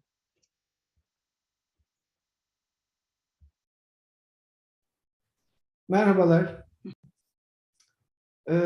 Ya ben biraz başta belirlediğim konunun birazcık dışına çıkmak istiyorum. Buradaki şimdi konuşmaları görünce. Şöyle bir şeyle başlayacağım. Şimdi Özlem Hanım aslında girişte hiç sakatlıkla ilgisi olmayan bir şey anlatıyor gibi yaptı ama aslında tam murad ettiği şeyi de gerçekleştirdi. Çünkü o genel yayın yönetmeninin odasından çıkarken hissettiği şey aslında hepimizin bir şekilde o başta söylediği işte Müslüman, Türk, erkek, sağlam bedenli, işte birisi değilse sürekli karşılaştığımız bir şey aslında. Hepimiz Özlem Hanım'ın anlattığı o hikayede mutlaka kendimize bir pay çıkarıyoruz. Sakatlar bunu daha bariz çıkartıyor. Ben şöyle düşünüyorum. İnsan, hele de Türkiye gibi bir toplumda insan bence kötü bir varlık. İyi olmayı ancak çok doğru şekilde ve doğru zamanlarda yönlendirilerek, bu aileden başlayarak ve eğitim sistemiyle iyi olmayı ancak öğrenebilinirse mümkün olan bir şey olarak düşünüyorum. Çünkü böyle bir verili halde baktığınız zaman o kadar kolay ki aslında farklı olanın ya da eksik olanın ya da işte bir şekilde kötü olanın bile hiç önemli değil. Beğenip beğenmemenin de bir önemi yok. Bir arada yaşamak için aslında her şeyin bu kadar kolay olduğu bir yerde bir arada yaşayamamanın ben sadece kötülükle açıklıyorum doğrusu. Şimdi biraz önce sanıyorum Burak konuşurken arkadan kuş sesi geliyordu. Ben de örneği veririm. Toplumda sakatların aslında biraz madene sokulan kuş gibi olduğunu düşünürüm. Kuş öttüğü sürece aslında o madendeki o kuşun sesini duyduğunuz sürece her şeyin yolunda olduğunu anlayabilirsiniz. Hani parka bahçeye gece 12'de çıktığınız zaman kadın görmek burada bir iyi gidiyor. Ya da işte sokakta yürürken köpek görmek burada iyi işleyen bir şey var dedirttirir ya. Sakatlar da aslında toplumsal olarak etrafta görünüldükleri zaman, hayatın içinde görünüldükleri zaman burada işler yolunda gidiyor galiba. Çok da fazla sorun olmayabilir. Burası güvenli bir yer. Burası herkesin kendini var edebildiği bir yer. Dedirttiren bir grup aslında. Fakat bizde bu böyle değil. Bariz bir şekilde. Çünkü evet, toplum olarak inanılmaz derecede berbat bir haldeyiz. Bütün sorunların görünür olduğu bir alan, sakatlık alanı. Şimdi ben de Özlem Hanım gibi biraz sakatlardan bahsedeceğim ama herkes bunu üstüne alınacak. Kadın olarak da üstünüze alınacaksınız, mülteci olarak da, LGBTİ olarak da. Çünkü hepimiz aynı şeyleri yaşıyoruz. Dediğim gibi bu bence Türk toplumunda bireyin ve eğitim sisteminin, aile yapılarının kötülüğüyle ilgili bir şey. Bunları düzeltmeden hiçbir şeyin de düzelmeyeceğine inanıyorum ben. Olmaz böyle şeyler. Olursa işte bugünkü engelli kardeşlerimiz olarak tanımlanan bir şekilde işte herkesin kendince küçük küçük sadaka, küçük küçük göz yummalar, küçük küçük desteklerle bir arada tuttuğu bir toplum oluyoruz. Doğru değil o. Şimdi hani HDP'yiz ya, biz burada bir HDP toplantısındayız, bir politik bir alandayız. Dolayısıyla ben biraz bu alandan bakarak bir şeyler söyleyeceğim. AKP 2002 yıllarında ilk ortaya çıktığı zaman işte her konuda olduğu gibi sosyal hak, işte vatandaşların doğal hakları, LGBT'lilere bile pozitif yaklaşan sözlerle geldi. Bir süre Avrupa Birliği süreciyle bunları sahiden de verdi, başlangıçta iyi başlangıçlar yaptı. Ben kendi alanımdan söyleyeyim. İşte bizlerin yoksulluğuyla ilgili olarak evde bakım aylığı verdi. Hem de asgari ücretle ilk başlangıç seviyesi asgari ücretli evde bakım ücretinin, maaşının. Böylece aileye büyük bir gelir girdisi sağladı. Engelli maaşlarını belki 10 kat, 20 kat yükseltti. Yani 3-5 kuruştan anlamlı bir hale getirdi başlangıç açısından. İşte eğitim açısından rehabilitasyon merkezlerine yine devlet bütçeleriyle önemli, anlamlı, teşvik edici destekler verdi. Böylece o güne kadar belki de hiç sokağa çıkamayan, eğitim göremeyen çocuklar bir anda eğitim almaya başladı. İşte annelere yok süt, yok emzirme, çocuklara bir sürü hakikaten bizim aslında uzaktan baktığımız zaman, yani AKP'yi bilmesek öyle söyleyelim, ya ne güzel sosyal haklardan bahsediyoruz dedirtecek adımlar attı. Fakat sonra tabii bu uymadı. Bu bünye meselesi. Ben öyle değerlendiriyorum konuyu. Bir süre sonra işler biraz daha bu alan el, veren el ikiliği vardır ya, hani veren el her zaman daha tepede görür kendini. Bu ikilik hemen geldi.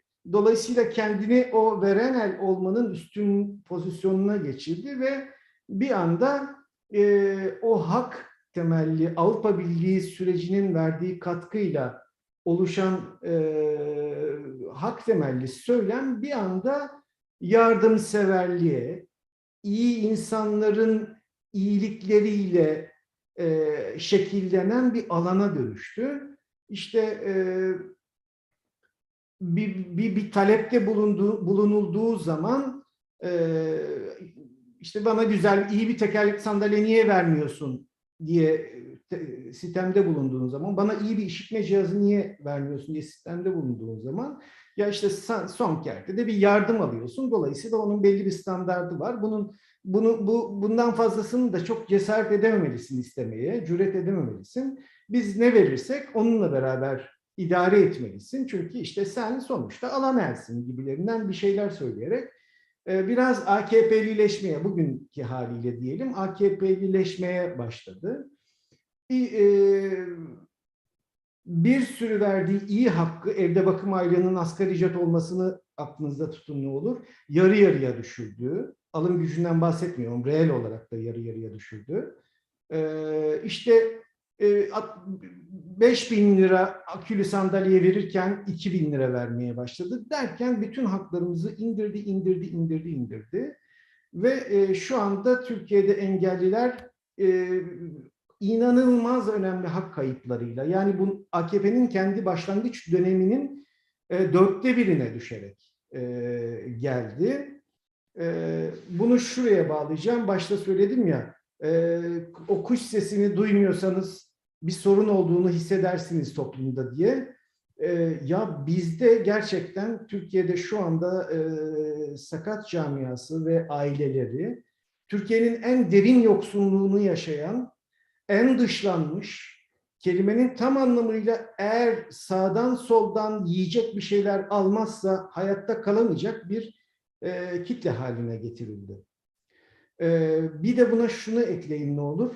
Var olan hakların tamamıyla ilgili olarak bir sistemde bulunulduğunda engellilerin kendileri dahil herkes tarafından, gerçi herkes klasik de neylik yapmayın diyorlardı.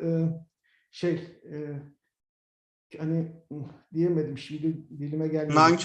Nankörlük. Onu yapmayına bağlanan, bir de böyle iyicene de yerin dibine sokulan, yani hani açsın diyemiyorsun, altında tekerlekli sandalyen yok diyemiyorsun, erişilebilirlik yok diyemiyorsun.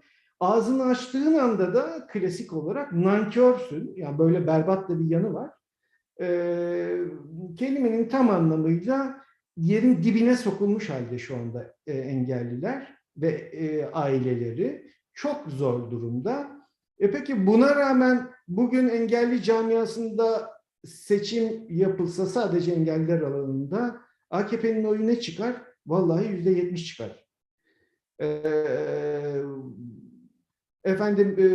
Emekliler arasında bir seçim yapılsa ne çıkar seçimde? Vallahi %70 çıkar.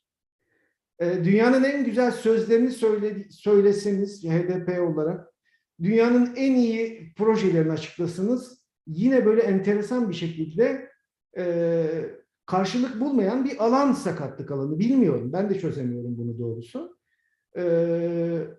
Ama böyle. Yani politik açıdan bence bu kadar mağdurun olduğu, her şeyin bu kadar kötü gittiği bir kitleyi dahi doğru düzgün politize edemiyoruz. Bariz bir şekilde edemediğimizi görüyoruz. Ve bu işte biraz Burak'ın sağlamcılık olarak söylediği yerle bağlarsam kendi kendimizi de biraz o sağlamcı dile mahkum ettik ve söz söylemez, ne verilirse onunla yetinen bir kitle, bir grup haline geldik. Oysa inanılmaz da güçlü, büyük bir kitle. Yani herkesin evinde var. Hele şimdi yaşlısı falan filan derken Alzheimer'ı, demansı çıktı.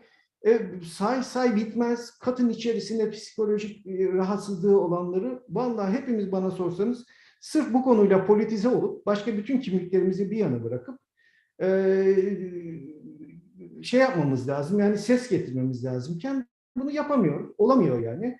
Ben düşünüp bunu bir tek şeye bağlıyorum. Kötüyüz. Yani biz işte orada Kürt diye birini dışarıya atan bir genel yayın yönetmeninin olduğu yerde, işte sakat diye birisini okuldan atan müdürün olduğu yerde ya da bir kaymakam 3 kuruş bu nedir kardeşim diye sitem ettiğinde bununla idare edeceksin dediği bir ortamda biz galiba biraz böyle mi yaşamaya alışacağız artık bilmiyorum yani. Çözümünde de tek önerim var. İyi insanlar olmadığımızı kabul edip iyi insan olmanın peşine düşmemiz lazım. Yani bence bu politik alanda iyiliği konuşmak, yani o kuş sesini duymamız lazım. Yani ortada kadın yoksa, ortada tekerlekli sandalye kullanan kör adam, sağır kadın görmüyorsak bunu bence sorun olarak algılayacak bir zihin yapımızı kurmamız lazım. Bu olmadan hiçbirimize bir rahat yok. Umarım diyeceğim ama hani bilmiyorum, başka da söyleyecek bir şey bulamadım doğrusu. Ağzına sağlık Bülent. Ya sen biraz karamsar bağladın konuyu ama aslında bence son dönemde çok daha fazla engellilik meselesi gündemde ve daha çok yer alıyor diye gözlemliyorum açıkçası ben. Ve işte az önce de söylemiş olduğumuz gibi sen de dile getirdin, hani politik mücadeleyle birlikte aslında o bahsettiğin şeyleri belki büyüteceğiz ve kazanıma doğru gideceğiz. Yani sadece hak temelli mücadele etmek yetmiyor, belki de politize olmamız gerekiyor. Ben oraya aşırı politize olmamız gerekiyor. Aşırı politize olmamız gerekiyor. Yani memlekette de aksi olamayacak zaten. Öyle gözüküyor galiba. Toplumsal bilgi yapılarının stereotiplerin, kalıp ve ön yargıların oluşumu. Mert Sarı çok esaslı bir konu. Mert sosyal bilimlerin birçok alanında çalışmalar yapıyor hala daha. Bir dönem Özgür Üniversitede de sunumlar yapmış. Ve kendisini felsefe çırağı olarak tanımlıyor. Bir aslında anladığım kadarıyla okuduklarımdan bir felsefeciden dinleyeceğiz ön yargı ve stereotiplerin ne olduğunu ve hayatımıza nasıl yansıdığını. Açıkçası merakla bekliyoruz. Mert, söz sende. Merhaba, duyulabiliyor muyum ben? Evet, sesin çok güzel geliyor. Yalnız sesim yankı yapıyor arkada. O bana geri dönmezse daha iyi olur. Yani bilemiyorum. Şu an ama bir sorun yok galiba. Evet, tamam, devam ediyorum ben. Şöyle efendim, yani arkadaşlarımız bayağı hani görgül, amprik diyebileceğimiz, engelliliğin hani gerçekliğine ilişkin anlamlı bir şeyler söylediler zaten. Ve çok eminim ki bunu hani çalışmaları, yoğunlaşmaları itibariyle benden çok daha iyi yapacaklardır. Yaptılar da, yapıyorlardı zaten. Ben genel bir şeyler söyleyeceğim ve her zaman yaptığım gibi doğaçlama konuşacağım, irticalen konuşacağım. Şöyle bir yerlerden girelim konuya. Bir dolu bir şey söylemek istiyorum ama bu kadar tabii sınırlı bir sürede bütün bunları söyleyebilmek ne kadar olanaklı olacak deneyeceğiz. Şimdi biz işte doğarız, yani bir ülkeye doğarız, bir topluma doğarız, toplumsal gerçekliğe doğarız, işte bir cinsiyetle doğarız, bir işte kimliklerle doğarız falan, bir aile ortamına, bir nesnel gerçekliğe doğarız. Bu koşullar tamamen rastlantısal, bizim belirleyemediğimiz gelişigüzel koşullardır. Yani belirlemek anlamında, hani bizim seçimimiz anlamında gelişigüzel koşullardır. Bir de bir gövdesellikle doğarız, bedenle doğarız. Yani kadın ya da erkek işte de belki toplumun daha güzel saydığı bir beden ya da hani daha diyelim elverişsiz saydığı bir beden falan ve benzeri. Ayrıntıya giremiyorum maalesef. Şimdi varoluş felsefecileri varoluşçuluk demek doğru değil bence. Buna fırlatılmıştık, atılmıştık diyorlar. Bu rastlantısallığı bırakılmıştık, fırlatılmıştık, atılmıştık. Bu rastlantısallığı vurgulamak üzere. Olumsallığı vurgulamak üzere. Yani öyle de olabilirdi, böyle de olur. Şimdi dolayısıyla biz bir rastlantısal bir biyolojik belirlerim olarak bir gövdesellikle doğuyoruz. Değil mi? Engelli oluşumuz böyle bir şey bizim. Bu perspektiften, bu kavramsal sistemle bakıldığında. Bir aile ortamına doğarız biz. Ama nasıl doğarız? İnsan yavrusu, insan canlısı aslında prematüre bir canlı olarak doğar. Yani gelişimini tamamlamamış bir canlı olarak doğar diğer canlılara göre. Ve biz bakıma muhtacızdır. Diğer bütün canlılardan çok daha fazla biz bakıma muhtaç bir varlığızdır doğum anımızda. Doğumumuzdan sonraki yıllarda da elbette. Dolayısıyla bir aileye doğduğumuz, bakıma muhtaç olarak doğduğumuz için bizim de hayatta kalabilmemiz için bizim gereksinimlerimizi karşılayacak, bakımımızı verecek ebeveynlerimiz olması gerektiği için aslında biz bir güçsüzlük içerisinde bir yetki ortamına doğarız aynı zamanda. Bu aynı zamanda ayrıntısına giremiyorum bu konudan, başka bir konu bu. Aslında solun işinin neden zor olduğunu, sağın ise işinin, yani yetkici, otoriteryen anlayışların, kültürlerin işinin neden çok daha kolay olduğunu, çünkü onlar hazıra, verili olana, kurulu düzene konuyorlar. Onun verilerini konuyorlar. Biz bunu dönüştürmek, buna karşı bir direnç geliştirmek durumundayız. Soldan mücadele verenler açısından. Yetkiye neden eğilimli olduğunu insanın çok iyi örnekleyen, çok iyi açıklayan aslında bir temel gerçeklik bu bizim varoluşumuzda. Şimdi efendim tabii hızla ilerlemek durumundayım. Şimdi biz psikososyal gelişimimizi bu aile gerçekliği içinde yaşamaya, oluşturmaya başlarız. Aslında bizim bütün benliğimiz, sonrasında da kimliğimiz bu aile ortamında oluşmaya başlar. Şimdi işte bunun evreleri var gelişim psikolojisi açısından. Ayrıntılarına giremiyorum. İşte oral gelişim evresi, anal, falik işte ve benzeri latent gelişim evreleri var. Bunlara hiç giremiyorum. Bunlar başka bir konu ve çok daha zaman gerektirir bunları konuşmak. Ama biz ilk toplumsallaşmamızı aslında edinmeye başlarız bu aile ortamında, değil mi? Şimdi dolayısıyla aile ortamında edinmeye başladığımız, çünkü kişilik baştan var olan bir şey değil. Biz aslında psikik belirlenimlerimizin ancak diyebilirim ki yani yaklaşık bir tahmin bu tabii uzmanların belirttiği %25'ini biyolojik ya da kalıtsal yolla elde ederiz. Aslında %75'i bizim psikik bir takım özelliklerimizin daha sonra işte bu başta bu ilk çocukluk evresinde biçimlenir, oluşur, inşa olunur. Şimdi efendim bu psikososyal gelişimin ilk evreleri tabii kişinin kişilik gelişimi, duygu gelişimi açısından çok önemli. Ama ben hemen bizim konumuz bakımından daha ilgili olduğunu düşündüğüm hemen birazcık daha ileri bir evreye ilerlemek istiyorum. O da bizim aslında Lacan'ın, Fransız psikiyatr, psikanalist, felsefeci Jacques Lacan'ın kavramıyla söylersek dile girdiği dönem.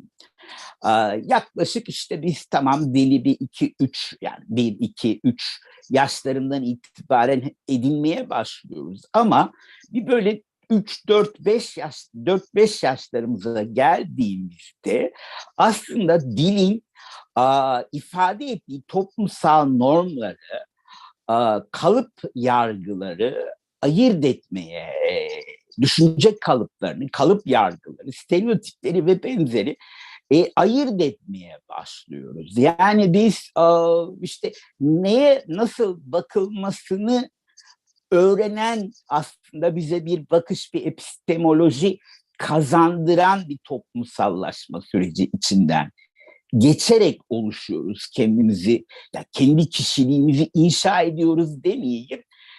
İşte bu aile, toplum, insan yavrusu diyalektiği, gelişim diyalektiği içinden yaşanıyor, bu gerçekleşiyor. Şimdi dile giriyoruz. Dile girmekle, dil nötr bir şey değil dostlarım. Dil hiç masum değil, tarafsız değil. Dil bize bir dolu toplumsal bilgi ve toplumsal bilgi yapıları aktarmaya başlıyor. Bizim ilk endoktrinasyonumuz, yani ilk ideolojik koşullanmamız, politik olarak çoğunlukla da olumsuz anlamıyla koşullanmamız aslında ta buralarda başlıyor. Yani bizim dile girmemizde. Çünkü biz dile girmekle bir bilişsel bir anlam haritası edinmeye başlıyoruz. Yani bizim zihnimize toplumu, insanları nasıl göreceğimiz, nasıl değerleyeceğimize ilişkin bilişsel bir anlam haritası yapılanmaya başlıyor. Şimdi hızlı ilerlemek durumundayım elbette. Dolayısıyla toplumsal bilgi yapılarını içselleştirmeye başlıyoruz biz. Bunlar da çoğunlukla tabii kurulu düzenin sosyal bilgisi, sosyal bilgi yapıları ve ayrımcı davranışı, ayrımcı değer kalıplarını, değer yargılarını, stereotipleri ve benzeri de içeren bir bilgi bu toplumsal bilgi.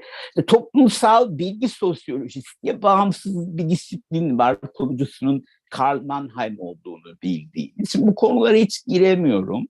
Geniş tabii bir açı çizebilme şansım yok sınırlı konuşma süremde. Dolayısıyla aslında biz büyük ölçüde ilk toplumsallaşmamızdan başlayan gelişim evrelerimizden, anlarımızdan itibaren bizim kafamızda bir dünya, insanlara ilişkin bir bakış yapılanmaya başlıyor. Şimdi bu kadar küçüklükte, bu kadar işte küçükken biz daha bir temel bir bilgi olarak bu deyimlerindeyse nakşedildiği için bizim bilişimize, bilincimize, dolayısıyla aslında bizler daha sonraki yıllarda eleştirel bir bilinç edinemediysek, eleştirel bir bilinç kuramadıysak çok fazla bunun dışına çıkamıyoruz. O yüzden ben hep diyorum ki insanı anlatmaya çalışırken ortalama bir yurttaş, yani eleştirel bilinç geliştirememiş, edinememiş bir yurttaş ki çoğunlukla bunun sonradan olması gerekiyor. Çok şanslı bir aile ortamına doğmuyorsak, yani biz daha çok küçük yaşlarda çok daha ayrıştırıcı bir bilinç, bir eleştirel bilinç kazandırabilecek bir aile ortamına, ki bu çok az insanın ayrıcalığı, şansı Türkiye'de özellikle. Çünkü buna uygun bir kültür yok, toplumsal aile kültürü yok. Yani sosyal psikoloji çalışmaları, işte Çiğdem Kağıtçıbaşı'nın falan bunu çok güzel örnekliyor olgusal verilerle. Dolayısıyla bizim bakışımız bir hayli koşullanıyor. İnsanlara ilişkin değer yargılarımız, ön yargılarımız, kalıp yargılarımız, stereotiplerimiz. İşte Özlem Hanım'ın belirttiği o işte o genel yayın yönetmeniydi galiba veya müdürü müydü neyse, işte o beyefendinin bir öğrenciyi işte aksanına bakarak, etnik kimliğini ayrıştırarak değerlemesi, ona göre. Oysa ki hani daha gelişkin bir bakış ne olabilirdi? İşlevsel bakabilmek olabilirdi. Yani kişi bu işi ne kadar etkin yapabilecek falan, bunlara bakmak, bunları önemsemek olabilirdi. Daha çağdaş bir bakış diyelim. Ben bu arada çağdaşlaşmayı geçerken söyleyeyim, modernleşmeyi, aydınlanmayı çok da önemsiyorum. Yani kapitalizmin, modernizmin perspektifi kapitalizmle sınırlı olmak zorunda değil arkadaşlar.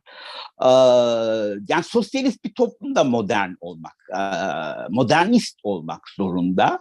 Çünkü modernitenin bir tek alternatifi vardır. O da gelenektir. Yani statikodur, kurulu düzendir. Dolayısıyla yani modernizmi kapitalizmle sınırlı görmeyelim bence. Ben bunu öneririm. Modernizmin perspektifi solu da sosyalizmi de kapsar. Sol düşünceler de diyelim Marksizm, başkaca sol anarşizm diyelim. Bunlar da aslında modern tarihsel dönemin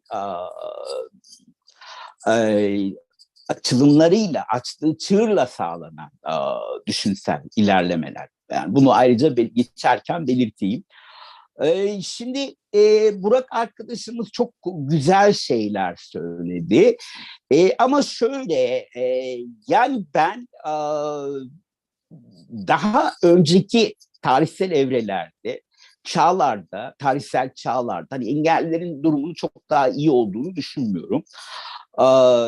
Aksine tamam, işte biraz da Foucault'un sağladığı perspektifle sanırım, ya da öylesi bir bakışla evet doğrudur, yani engellilerin sorumlu sayılan toplumsal kesimlerin böyle tecrit edildiği, yalıtıldığı ve benzeri sosyal olarak bunlar bir gerçekliktir. Ama yani modernleşmeyle birlikte insanın bireylik hakları, engellinin de aslında bağımsız ve hak sahibi bir birey olarak tanınması olana ortaya çıkabilir diye düşünüyorum. Dolayısıyla hani çok da kötüleştiğini, hani diğer çağlara göre çok daha olumsuz yaşandığını, engellilik gerçeğini düşünmüyorum. Bunun en somut örneği, hani biz sorsak engellilere, yani işte diyelim Orta Doğu'da bir ülkede mi doğmak isterlerdi? Afganistan'da mı?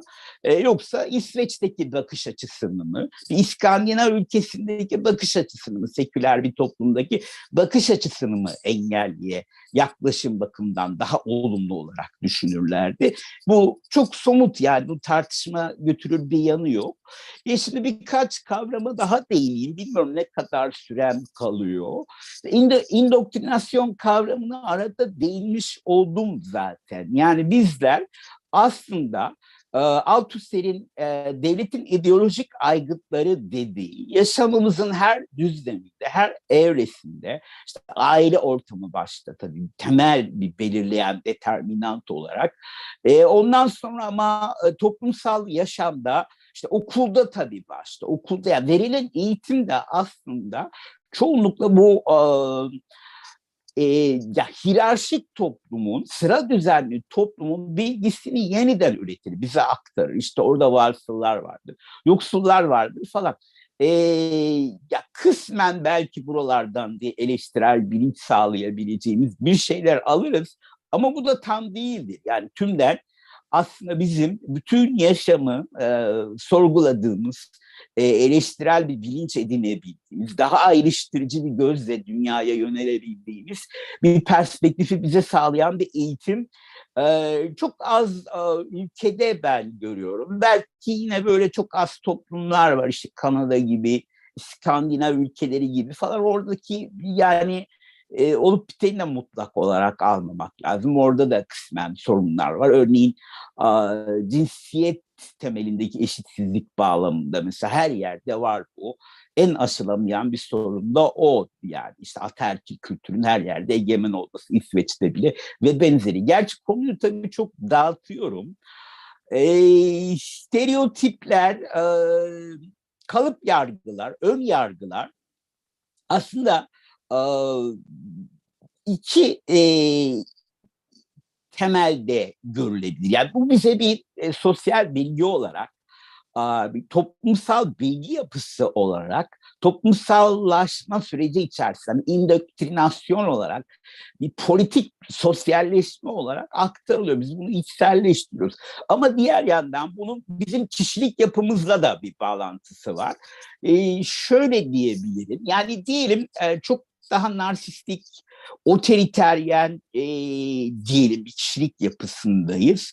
O zaman bizler bu ayrımcı bakışı, yani böyle bir kişilik yapısında olan bir insan anlamına söylüyorum, daha da abartan, diyelim vurgulayan insanları diyelim, hani bir de tabii o meşrebimize göre, gövdesel özelliklerine göre, yani bedensel özelliklerine göre, işte engelli ise engelli, veya işte etnisitesine göre, aksanına göre veya varsılık, yoksulluk, giyim, kuşam gibi başkaca işte kişinin o anki diyelim karakteristiklerine göre falan çok daha belirgin biçimde yaşayan, hani bu ayrıştırmayı, bu hiyerarşik bakışı çok daha böyle vurgulu yaşayan, üreten bir insan olacağızdır. Hani eğer narsistik bir kişilik yapısına sahipsek, daha otoriteryen bir kişilik, yetkeci bir kişilik yapısına sahipsek böyle göreceğizdir. Yani işte yetkeci bir kültür, yani yetkeci bir kişilik yapısına sahip olmak tabii yetkeci bir sosyo-kültürel çevrede yetişmiş olmaktan da bütün ayrı düşünülemez. İkisini bir arada görmek durumundayız. Dolayısıyla yani bir boyutunda aslında kişilik yapımız bizim diğer insanlara ne kadar demokratik, ne kadar hani ayrımcılığı önemsemeyen ya da daha az yaşayan, daha özgeci, daha eşitlikçi bir bakışla yöneleceğimizi belirleyecektir. Bir yandan da tabii bu yetişme biçimimiz bizim hani bu sosyal bilgiyi nasıl özümsediğimiz, nasıl yaşadığımız, nasıl anlamlandırdığımız tabii. O içine doğduğumuz toplumsal bilgi dünyası içerisinden bunları nasıl görmeyi öğrendiğimiz bir tür yanlış öğrenmelerle, bir tür yanlış öğrenmeler yoluyla. Şimdi tabii ben yani özgür olarak çok fazla bir şey söyleyemiyorum. Betül zaten bu konuları çok iyi çalışıyor. Burak arkadaşımız çok güzel şeyler söyledi. Yani kendi perspektifinden Özlem Hanım konunun temellendirmesinde anlamlı örnekler sundu bence. Bülent Bey de tabii çok anlamlı şeyler söyledi ama şunu değineyim toparlarken. Yani ben AKP'nin iyi bir dönemi olduğunu düşünmüyorum efendim. Ya başından beri bu bir yanılsama. AKP neyse oydu aslında. Başından beri belliydi. Bir de bakın bu yapılanları şu gerçeklik içerisinde düşünmek gerekir. Bütün Cumhuriyet hükümetlerinin kullandığı bütçenin 3 katına yakın bir bütçe büyüklüğü kullandı AKP bugüne kadar. Anlatabiliyor muyum? Dolayısıyla başlarda birazcık böyle bir şeylerin yapılması, o sosyal desteği, tabanı desteklemek için yani işte o meşruiyetin ya da işte kendi önünü açabilmek adına bunların yapılmış olması çok abartılacak şeyler değildir. Ya alan el veren el yoktur. Ya sosyal devlette şey vardır. Yani bir hakları olan, anayasal hakları olan bireyler var. Yani bunlar geleneksel kavramlardır. Bunlar insanların vicdani dünyalarında bir anlam ifade edebilirler elbette. Ama yani hani bu tür bilgilerin de aslında bence yani ne diyeyim, yani temizlenmek kavramı belki uygunsuz olabilir ama rehabilite edilmesi, yani yenilenmesi gerekir.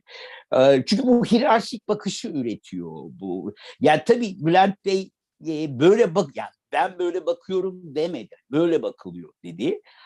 Toplumsal olarak böyle bakılıyor dedi ama biz bu bilginin kendisine zaten baştan toptan karşı olmak durumundayız. Reddetmek durumundayız. Böyle bir sıra düzenli bir bakışı, hiyerarşik bir bakışı üreten toplumsal bilgileri baştan reddetmek. Bunların aslında yetersizliğini, aşılması gereğini sürekli vurgulamak durumundayız. Şimdi ben bunları söylemiş olayım. Başka yani bir şey var mı aklıma gelen bilmiyorum. Ya çok şey söyleyebilirim. O kadar çok şey anlatabilirim ki bu konularda. Ama tabii bu çok uzatır, dağıtır konuyu falan. Ayrıntıya girmek gerekir belki. Bunları söylemiş olayım. Teşekkür ediyorum efendim. Teşekkür ederiz. Eğer aklıma gelen bir şey olursa da ikinci oturumda ben son söylenenleri duyamadım yalnız. Hocam dedim ki eğer eksik kaldığını düşündüğünüz bir şey olursa Evet yani sorularla açabiliriz belki. Evet. Aha. Ağzınıza sağlık. Teşekkürler. Çok teşekkür ederim. Sağ olun. Ben bir parantez açabilir miyim? Mert Bey'in söylediğinden sanırım söylediğim bir şey yanlış anlaşılmış gibi hissettim.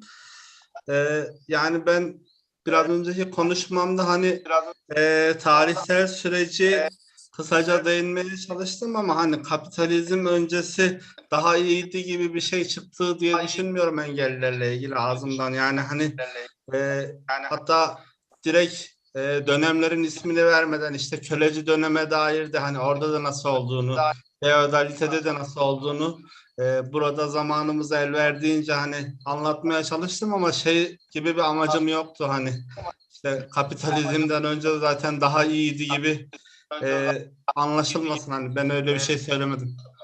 Hani tarihsel olarak getirdim ve orada hani aydınlanma sürecinden sonra da o parantezi açmam gerekiyordu. Çünkü hani kapitalizm döneminde daha artık sistematik ve hani bedensel norm algısı falan şekillendiği için bana ayrı parantez açma gereği duymuştum. Teşekkür ederiz Burak Hocam. Şimdi sevgili Beyza Ünal konuşacak. Orta Doğu Teknik Üniversitesi Psikoloji Bölümü mezunu. O kadar çok özellikleri var ki. Bir de dün akşam da dinledim başka bir programda. Aynı üniversitede klinik psikoloji üzerine lisans ve doktorasını yapmış. Şu anda hala daha klinik psikolog olarak devam ediyor Ankara'da. Aynı zamanda Engelli Kadın Derneği'nin aktif bir üyesi. Ziyaretine geleceğiz Beyza Hoca. Ben Ankara'dayım. Geleceğiz. Ve Avrupa'da engellilerin bağımsız yaşam hakkı konusunda çalışmalar yapan Avrupa Bağımsız Yaşam Ağı bünyesindeki Gençlik Ağı'nda yönetim kurulu üyesi. Beyza Hoca bize sakatlık üzerinden normalliği nasıl sorgularız mı? Ya da normallik nedir? Kime göre normal? Zaten çalıştığı konularda herhalde öyle anladım. Seni dinliyoruz Beyza. Teşekkürler. Ben de çok teşekkür ederim. Davetiniz için de teşekkür ederim. Yani çünkü konuşmaların sonuncusu olmak biraz zor benim için aslında. Çünkü hani pek çok değineceğim şey zaten çeşitli noktalarda tartışıldı diye düşünüyorum. Böyle benim yapacağım konuşma böyle biraz daha belki hani tüm onların bir toparlayıcısı olacak gibi de hissediyorum aslında. Tabii ekleyeceğim birkaç kendi perspektifimden birkaç şey de olacaktır diye umut ediyorum. Şimdi yani bütün aslında sunumlar boyunca şeyi düşündüm. Yani tamam, ben de ekran paylaşmayacağım ama bazı noktalarda işte bazı alıntılar vardı. Onları okumak istiyorum size bu şeyi yaparken. Yani ekranını paylaşmama gerek yok. Ama birkaç şeyi okumaya başlayayım. Şimdi öncelikle hani yani evet, işte sakatlık üzerinden normalliği sorgulamaktan eğer bahsedecek olursak öncelikle bir normalin ne olduğunu kavramsallaştırmamız ve anlamamız gerekiyor. Yani şu an kullandığımız haliyle normal sözcüğü işte yani hani çeşitli yerlerde bunun tanımlarını bulabiliriz. Ben işte hazırladığım bir sunum için felsefe sözlüğünden faydalanmıştım. Bilim ve sanat yayınlarından çıkan felsefe sözlüğünde normal için deniyor ki, insanın belli bir denetim alanı içinde eylemesini sağlayan, davranışlarını biçimlendiren kural ya da kurallar bütününe verilen ad, toplum bilimlerinde yerleşik ya da beklenen toplumsal davranış biçimi, ne yapılması gerektiğine ilişkin üstü örtük toplumsal kural ya da örnek biçim. Yani bu tanımın içerisinde bile aslında normale dair çok fazla şey söylüyor. Yani bir denetim aracı olduğunu aslında vurgulayan bir tarafı var öncelikle. Çünkü insanlar o alan içerisinde kalıyorlar bir şekilde. Nasıl kaldıklarını da işte bu sunumda konuşuyor olacağız. Onun dışında işte hani beklenen bir davranış biçimi, beklenen bir varoluş biçimi olduğundan bahsediyor. Ve yani bunların işte üstü örtük ya da bazen de açık bir şekilde direkt olarak işaret edilerek ortaya çıkabileceğini söylüyor. Yani bütün bunlar dolayısıyla aslında normal diye bir kavramın olması, normal dışı olan, anormal olan başka şeyleri de ortaya çıkaran bir şey haline geliyor. Dolayısıyla biraz bunlar üzerine konuşuyor olacağız diyebilirim. Şimdi buradan bir başka alıntı okumak istiyorum. Bu da 1999 yılında bir araştırmacının işte engellilik çalışmaları, sakatlık çalışmalarına cevaben yazdığı bir yazıdan bir alıntı. Şimdi yani sakatlık çalışmaları işte yani geçmişten beri 1970'lerden 80'lerden beri gittikçe güçlenerek ve çeşitli alanlarda işte sosyoloji, antropoloji, sosyal politika vesaire gibi alanlarla yakından ilişkili bir şekilde gittikçe derinleşen bir çalışma alanı, akademik bir alan. Ne yazık ki psikolojiyle örneğin hani teması çok düşüktür. Çünkü psikolojiye hakikaten çok normatif bir alan olduğunu söyleyebiliriz. Yani sürekli olarak zaten yani klinik psikolojinin kendisini bile işte normal dışı olan bazı duygulanımları, bazı düşünceleri hep böyle işte hani nasıl normale yaklaştırabiliriz gibi bir uygulama alanı gibi görülüyor. Yani ben öyle görmüyorum, öyle uygulamıyorum. Orası ayrı ama yani sadece ben değil tabii, benim gibi başka insanlar da var. Ama genel olarak baktığımız zaman sanki psikoloji biraz böyle bir alan gibi. O yüzden sakatlık çalışmalarıyla çok uzak kalmış bir alan. İşte sakatlık çalışmalarının bir konferansındaki bir şeye cevaben yazılmış bir yazı bu.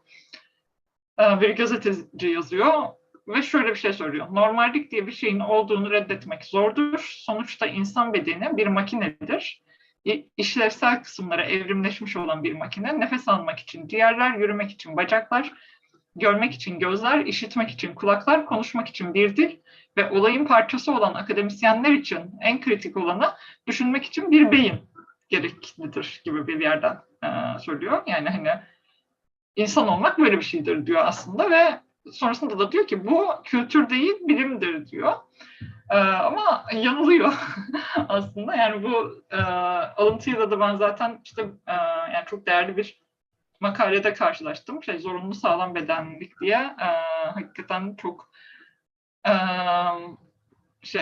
yani hakikaten sağlam bedenli olmanın ne kadar zorunlu, yani toplum içerisinde ne kadar tercih edilmesi gereken ve zorunlu bir hale geldiğini anlatan çok önemli bir makale.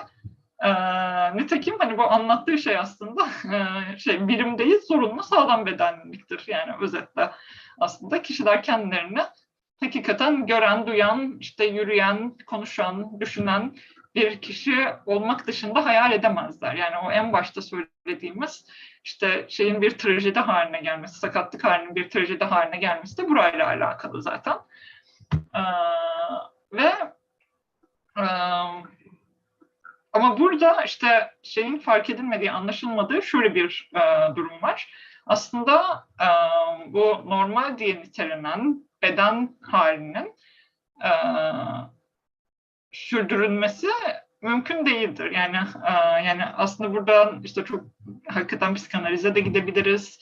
İşte psikososyal gelişim evrelerinin adı geçti, işte Lacan'ın adı geçti vesaire. Bütün buralarda çok bağlantılı bir yerden aslında yani ben yani bütün o psikanaliz literatüründen anladığım şeyi tek cümleyle şu şekilde özetleyebilirim. Aslında insan dediğimiz kişi eksiktir. Yani psikanaliz tam olarak bunu söyler. Yani birincisi ölümlüyüz, hepimiz ölümlüyüz. İkincisi işte yani hiçbir şeyi tek başımıza yapamayız. Yani tüm güçlü değiliz. Yani dolayısıyla aslında baktığımız zaman normallik ve ideal bir bedene sahip olmak bir olgu olarak aslında zaten mümkün değil. Biraz bunu da hani hem sakatlık çalışmaları hem psikanaliz çeşitli şeyler bize gösteriyor. Çünkü zaten işte biraz önce dediğim gibi ölümlüyüz, sağlam bedenlilik geçicidir. İşte aslında ideal o normların bedenselleştirilmesi olanaksızdır gerçekten de.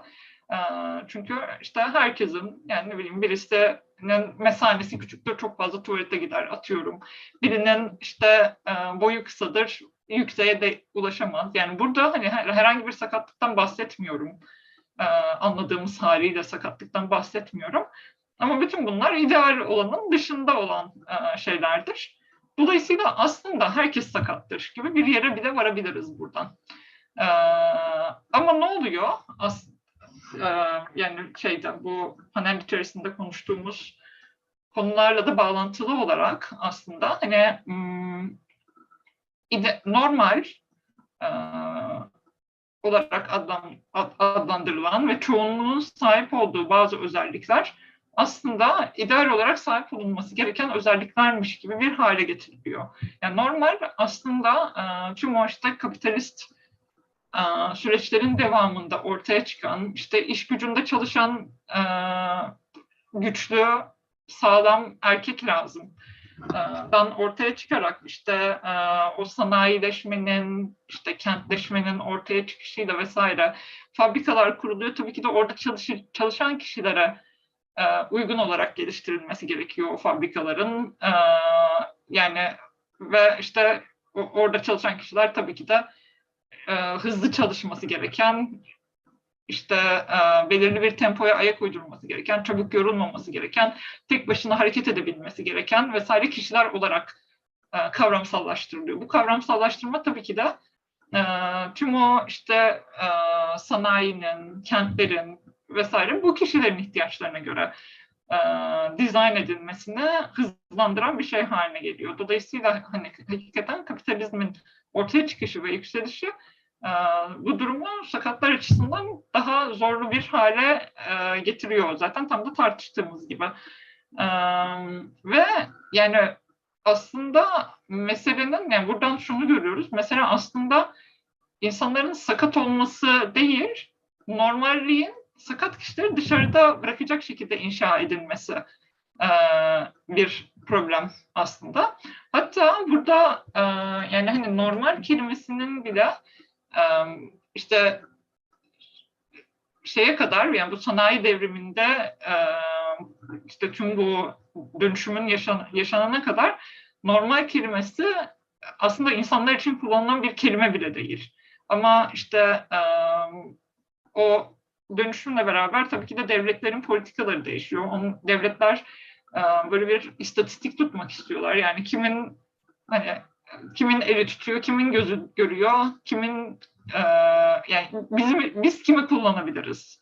Buna dayanan bir politika yürüttükleri için istatistiki olarak insanların bedenlerine ve zihinlerine dair özellikler tıbbi istatistik olarak toplanmaya başlanıyor ve buradan ortaya çıkan bir ortalama insan kavramı elde ediliyor. Dolayısıyla bu tabii ki de aynı zamanda yine burada konuştuğumuz öjeni kavramıyla da çok yakından alakalı hale geliyor tabii ki de. Yani o işte tıptaki gelişimler de bunu destekliyor. Hani işte genlerin aktarımının bir şekilde kontrol edilebileceğini düşünmek vesaire, bütün bunlar tabii ki de işte tamam o zaman biz işte üstün ırkı yaratmak istiyorsak ilk kurtulmamız gereken kişiler işte sakatlar, işte zihinsel olarak yeterli işlevi gösteremeyenler vesaire gibi şekilde böyle bir yapay yoldan bir seçilim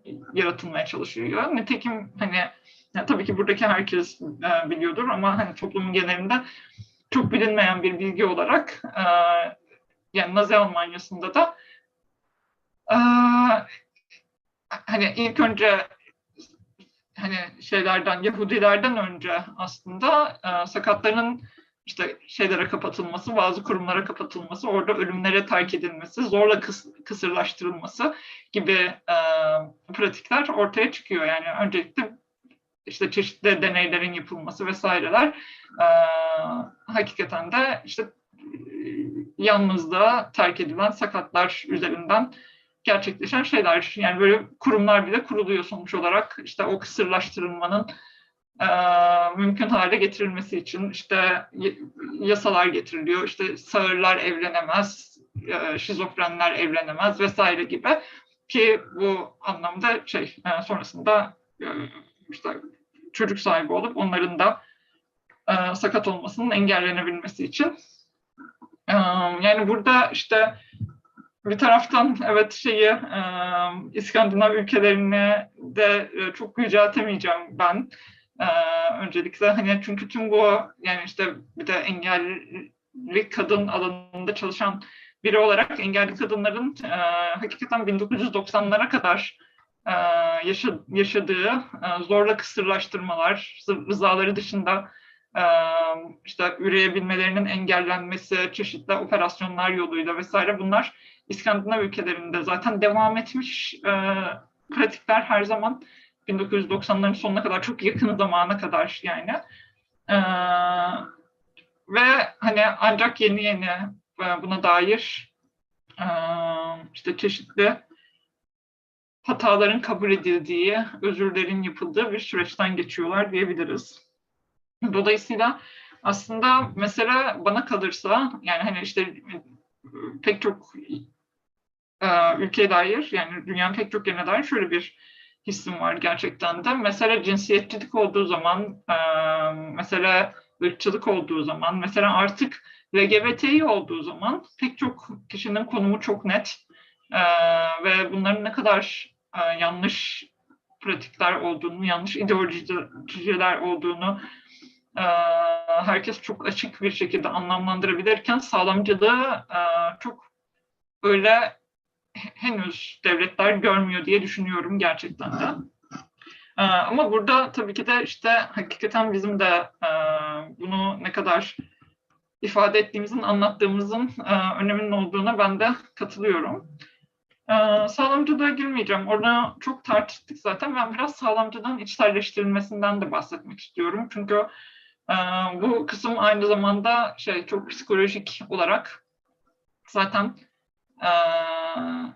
yani benim ilgimi çeken bir alan. Hani o psikolojik süreçlerle bağlantısı olduğu için. Şimdi sağlamcılığın içselleştirilmesi, şimdi biraz önce söyledim. Hani bu arada işte politize olamamamızı da sakatlar olarak bir araya gelemememizi de biraz bununla bağlantılı görüyorum ben de gerçekten de. Yani ortada o kadar sağlamcı ve yani bunu o kadar çeşitli yerlerden, hani medyadan, işte toplum, sokağa çıktığınız zaman hiç tanımadığınız birinden, yani hani hakikaten sakatlık alanında bir şeyler dinlemiş olan pek çok kişi yani şu örnekte karşılaşmıştır. Yani ben de sakat biri olarak hani çeşitli yerlerde bunu anlatıyorum. Kendi yolumda giderken sokakta hiç tanımadığım birinin bana para vermeye çalışması. Çünkü yardıma muhtaç olduğumu düşünmesi. Yani buradan başlayarak gerçekten de ki bu çok paylaşılan bir deneyim gerçekten de. Ve az para veriyor lütfen. Evet kesinlikle yani 1 lira falan gibi yani bu arada. Hani yoksa başka diğer türlü olsa belki düşüneceğim ama kesinlikle kabul edemeyeceğim bir hale de geliyor. Neyse. Dolayısıyla böyle biraz şey gibi ya oradan başlayarak hani hakikaten hani hiç tanımadığınız biri de size sağlamcılık yapıyor.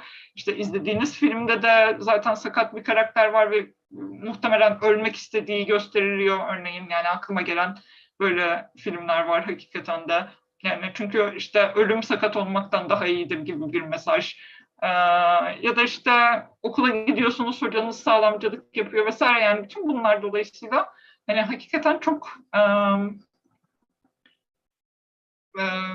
yani bir kişinin karşı koymasının çok güçleştiği şeyler. Yani bu yani hani ben arasında da çok büyük bir fark göremiyorum bu anlamda. Yani işte bir şekilde bazen gibi düşünülebiliyor çünkü yani doğuştan olan bir sakatlık durumuyla sonradan gerçekleşen bir sakatlık durumu arasında hani şöyle bir kıyas yapılabiliyor. İşte doğuştan olduğu zaman işte insanlar daha iyi adapte oluyorlar gibi.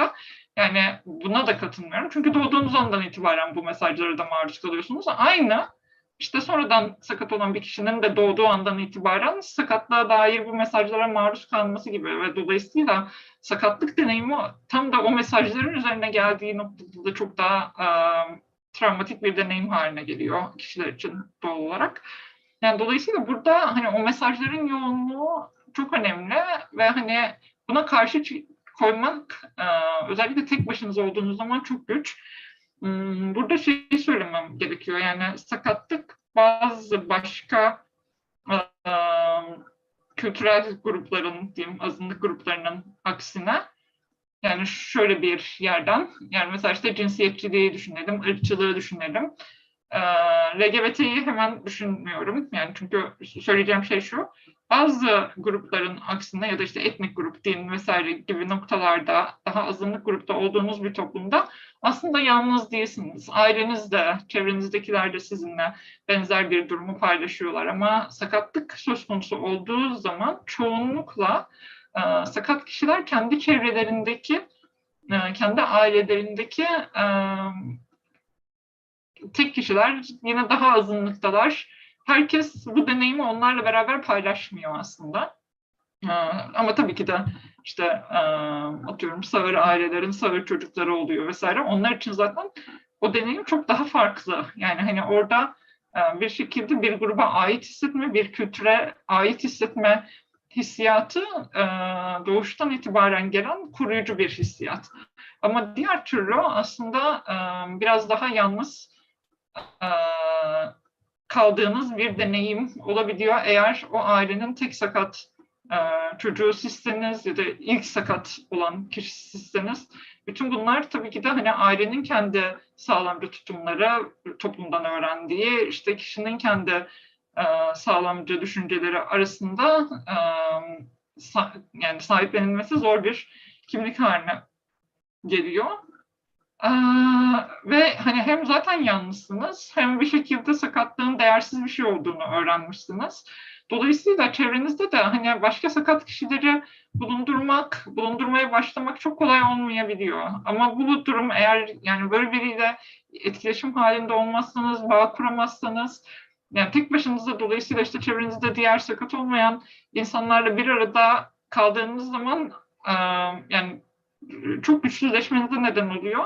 Bir taraftan sağlamcılığı içselleştirdikçe zaten diğer sakatlardan uzaklaşıyorsunuz. Ve aynı zamanda da sağlamcı normları yakalamak, yani sanki böyle sakat değilmişsiniz gibi. Hatta öyle bir iltifat vardır gerçekten. Yani ben seni engelli olarak görmüyorum gibi bir iltifat. Yani sanki işte sakat olmak kötü bir şey ama sen öyle değilsin, sen her şeyi yapıyorsun. Eğer engelli olsaydın hiçbir şey yapamıyor olurdun gibi. yani bunu tırnak içinde iltifat diyorum, yani biri iltifat olarak söylüyor hakikaten. Benim bunu hakikaten iltifat olarak aldığım dönemlerde vardı. Ama tabii ki de bir noktadan sonra bunun bir iltifat olmadığını fark ettim.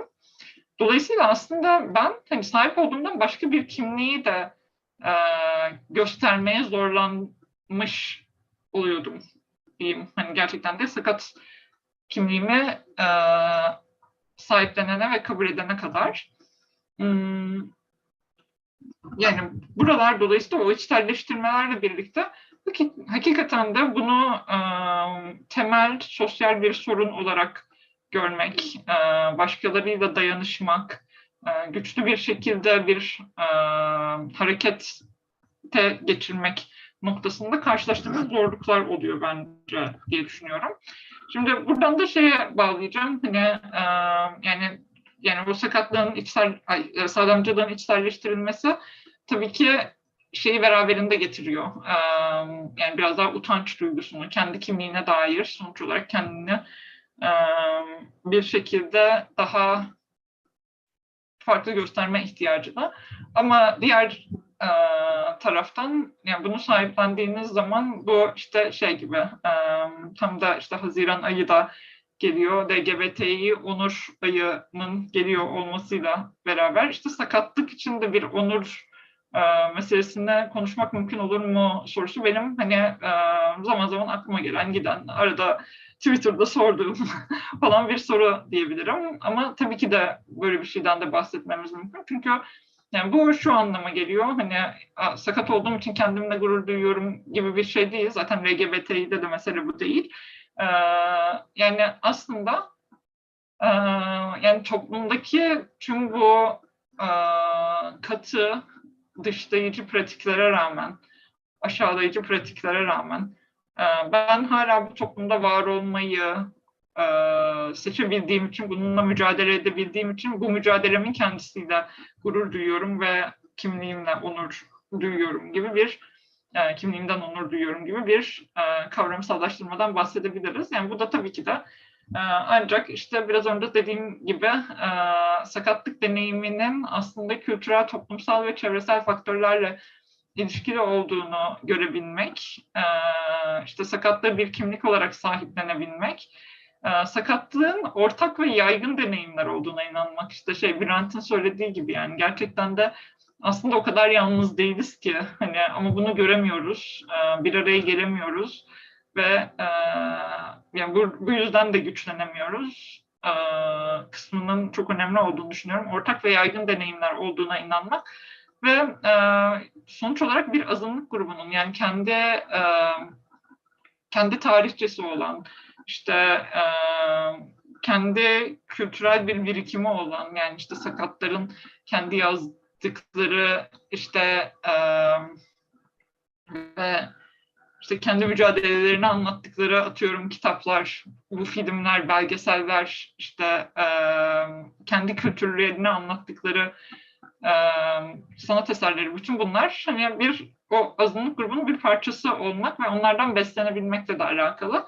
Yani bütün bunlara sahip çıkmanın da önemli olduğunu düşünüyorum. Ben de kendi adıma çözümü hakikaten buralarda buldum. Yani başka sakatlarla etkileşim halinde olmak, iletişim halinde olmak, onlardan bir şey öğrenmek ve hani bir şekilde beraber mücadele etmek de buldum. Yani bunu yapamadığım noktalarda gerçekten de kendimi çok daha zayıf hissettiğimi söyleyebilirim. Ama mesela işte ne bileyim Burak da Merhaba Spektrum'dan bahsetti. Kendimin işte çok güçsüz hissettiğim yani böyle bir artık tamam ben bu toplumun sağlamcılığıyla çok uğraşamayacağım dediğim bir noktada biraz hız kazanan bir oluşumdu Merhaba Spektrum. Yani benim öyle hissettiğim bir noktaya denk gelmişti onların hız kazanması. Ve böyle hani çok farklı deneyimlere sahip yani otistik kişilerin oluşturduğu bir platform olarak çok farklı deneyimlere sahip kişilerin de sağlamcılık hakkında işte güçlü argümanlarla kendilerini ifade ediyor olmaları beni çok rahatlatmıştı. Yani kendinin artık gücünün kalmadığı bir noktada ya hayır başkaları da var ve evet birbirimizi hala desteklemeye devam ediyoruz aslında gibi bir hissi çok vermişti örneğin. Yani bütün bunların çok güçlendirici deneyimler olduğunu düşünüyorum deyip sonlandırayım burada. Teşekkür ediyorum. Beyza Hocam, bence şu anda buradaki herkes böyle sarılmak istiyor sana. Sonra o kadar samimi ve içten bağladın ki yani ben herkesin yüzünde öyle bir şey hissettim. Sen herkes adına kabul et. Sana böyle sarıldım ama gerçekte de geleceğim, sarılacağım yani tanışacağım, derneğe geleceğim mutlaka. Tamam. Ağzınıza sağlık. Yani çok güzeldi. Çok işte ben acemi engelli olduğum için acayip hevesle ve çok öğrenerek dinledim. Çok güzeldi benim için. Çok muhteşem bir deneyim oldu. Abartmıyorum bu arada. Yani kelimelerimi gerçekten abartarak kullanmıyorum. Hissettiğim şeyleri söylüyorum. Şimdi şöyle düşündük. Hiç ara vermeyelim. Birkaç soru zaten chat bölümüne yazıldı. Sen böyle şeyler çıkacak diyor. Güzel bir soru da var. Ben Sinan'a topu atayım. Sinan da bir iki soruyla devam edelim. Arkasından da konuşmacılarımız eksik kaldığını düşündükleri ya da ek yapmak istedikleri bir şey olursa bir iki cümleyle eklerini yapsınlar ve ondan sonra da bir dahaki buluşmak üzere ayrılalım. Kolektif katılımcı demokrasi. Ben çok teşekkür ederim hem benim moderasyonda da katlandığınız için. Hepinizi tanıdığıma da çok mutlu oldum. Çok sevdim sizleri. Tekrar görüşmek üzere. Sevgiler hepinize. Sinan, top sende yoldaşım. Teşekkürler Zeyno arkadaş. Ben de tüm katılımcıları tekrar saygıyla selamlıyorum. Aslında bu bölümde hem konuşmacılarımız hem de diğer katılımcılar, dinleyiciler hem de YouTube kanalından izleyenler yorum, değerlendirme, soru, öneri varsa onları alacağız. Söz kullanmak isteyenler parmak kaldırma özelliği var Zoom'un. Ya da özelden yazarlarsa hem söz karmaşasına yol açmamış oluruz hem de sırayla söz vermiş oluruz diyerek ben de sözü tüm dinleyicilere bırakmış olayım. Ben küçük bir şey söylemek isterim. Tabii ki buyurun. Ya, Mert Bey'le aslında birebir aynı şeyleri söylüyoruz ama herhalde birbirimizin yüzünü görmemek ve uzak olmanın bir şeyi bu. Tabii ki %100 doğruyu söylüyor. Yani aynen ben de öyle düşünüyorum ki AKP döneminin başı iyiydi demek istemedim aslında da toplumun böyle bir algısı var ya onu aslında aynı şeyleri söyledik. Bazı şeyler çok daha hatta çok daha bile demek ayıp mükemmel yapılabilecek fırsatlar önümüze gelmişken heba edildi şüphesiz ve her şeyi 1000 kat daha kötü hale getirdi AKP şüphesiz. Ama başta böyle bir algı da var. Yani topluma baktığımız zaman ben camiayı bilen birisi olarak söylüyorum. Toplumda engelli camiası çok kolayca şunları bu AKP verdi, bunları bu verdi diye övüyor ya onları söylemek istedim. Yani AKP'yi öven arkadaşlarım bile gelinen noktada her şeylerin 1000 kat daha berbat olduğunu kabul ediyor ama buna rağmen de o cenahın arkasında durmaya devam ediyor. Bu beni düşündürüyor. Yani bu bir sorun. Aslında bunu söylemek istedim başta. Teşekkürler. Şeref Özkan Bey bir söz talebi var. Buyurun Şeref Bey, söz sizde. Şimdi yorum kısmına bir soru yazmıştım. Onun yanıtlanmasını istemem ama önce kendimi tanıtayım. Ordu'dan katılıyorum. İlk kez katılıyorum. Büyük bölümünü kaçırdım çünkü geç haberim oldu. Bundan sonra daha sizi takip edeceğim. Yararlanıyorum. Bu kavramı da öğrenmeye çalışıyorum. Sorum yorum kısmında yazılı. Ona cevap verilirse mutlu olurum. Kafam karışık bu konuda. İkincisi de 2 önerim var. Engellilerin kültür ve sanat alanına, yazın alanına yatkın olduklarını düşünüyorum. Yaşam koşullarından dolayı. Dolayısıyla HDP bünyesinde bir tiyatro kurulabilir mi? Bunun deneylerini var. Dolayısıyla toplumsal ilişkilerde çok etkili olabiliyor. Böyle bir önerim olacak. Diğer önerimi de unuttum şu anda. Aklıma gelirse söylerim.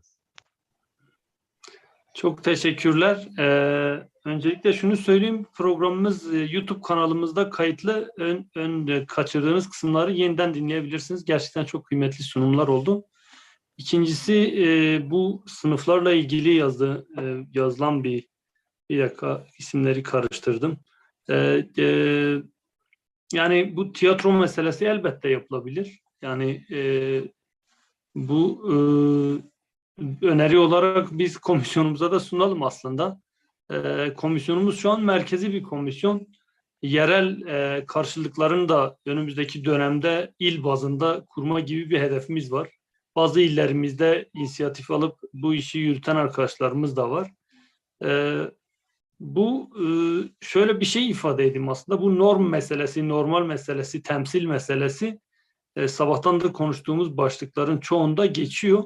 Yani bu normu değiştirdiğimizde normali de değişeceğini düşünüyoruz. Aslında yaratılmış ayrı engellilere özgü mekanlardansa bütün mekanların, bütün alanların engelliler de dahil herkese açıldığı bir yeni yaşamı savunuyoruz. Yani bizim amacımız engelliler bir tiyatro kulübü ya da ayrı bir grup kursunlar değil. Engelliler yaşamda ne kadar varsa, toplumda, nüfusta ne kadar varsa tiyatroda da, sinemada da, kültürde de o kadar yer alabilsin diye bir perspektifimiz var. Başka söz kullanmak isteyen var mı arkadaşlar? Söz veya soru veya değerlendirme. Şeref Hocam, sözünüz bitti mi sizin? Değerlendirmenizi devam etmek ister misiniz? Evet, şimdi aklıma geldi. Türkiye'deki engelli oranı, nüfusa yönelik engelli oranı belli. Bu orana ilişkin HDP bütçesinin %12'sini, en azından %10'unu engelli mücadelesine ayırsın. Kesinlikle bizim de destekleyeceğimiz bir öneri. Bunu da not alalım. Zaten komisyonel sözcülerimiz de burada.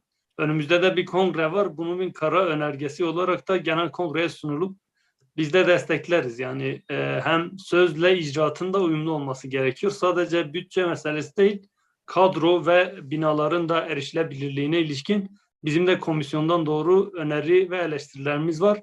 Kendimizi de mevcut sağlamcılığın dışında gören bir yerde olmadığımızı ifade edebilirim. Sağlamcılık çok sinsi bir ideoloji aslında. Hepimizde, partimizde, kendi içimizde bile karşılıkları olabiliyor. Onu ne kadar geriletirsek o kadar iyi. Başka söz kullanmak isteyen Müzeyyen arkadaş var. Sözü ona veriyorum. Teşekkürler Şeref Hocam. Ordu'ya da selamlar. Merhaba arkadaşlar. Tekrardan hepinize. Beyza Hanım'a onun söylediklerine atıfta bulunaraktan bir şeyler söylemek istedim. Hani siz doğuştan engellisiniz galiba, değil mi Beyza Hanım? Ben şahsen 14 yaşından sonra engelli olduğumdan dolayı trafik kazası sonucu hep yani biraz zor kabullendim. O aşama benim için epey zor geçti. Yani 14 yıl tekerlekli sandalyenin ismi dahi bizim evimizde anılmadı desem herhalde abartı olmaz. Ben şahsen hep şöyle derdim.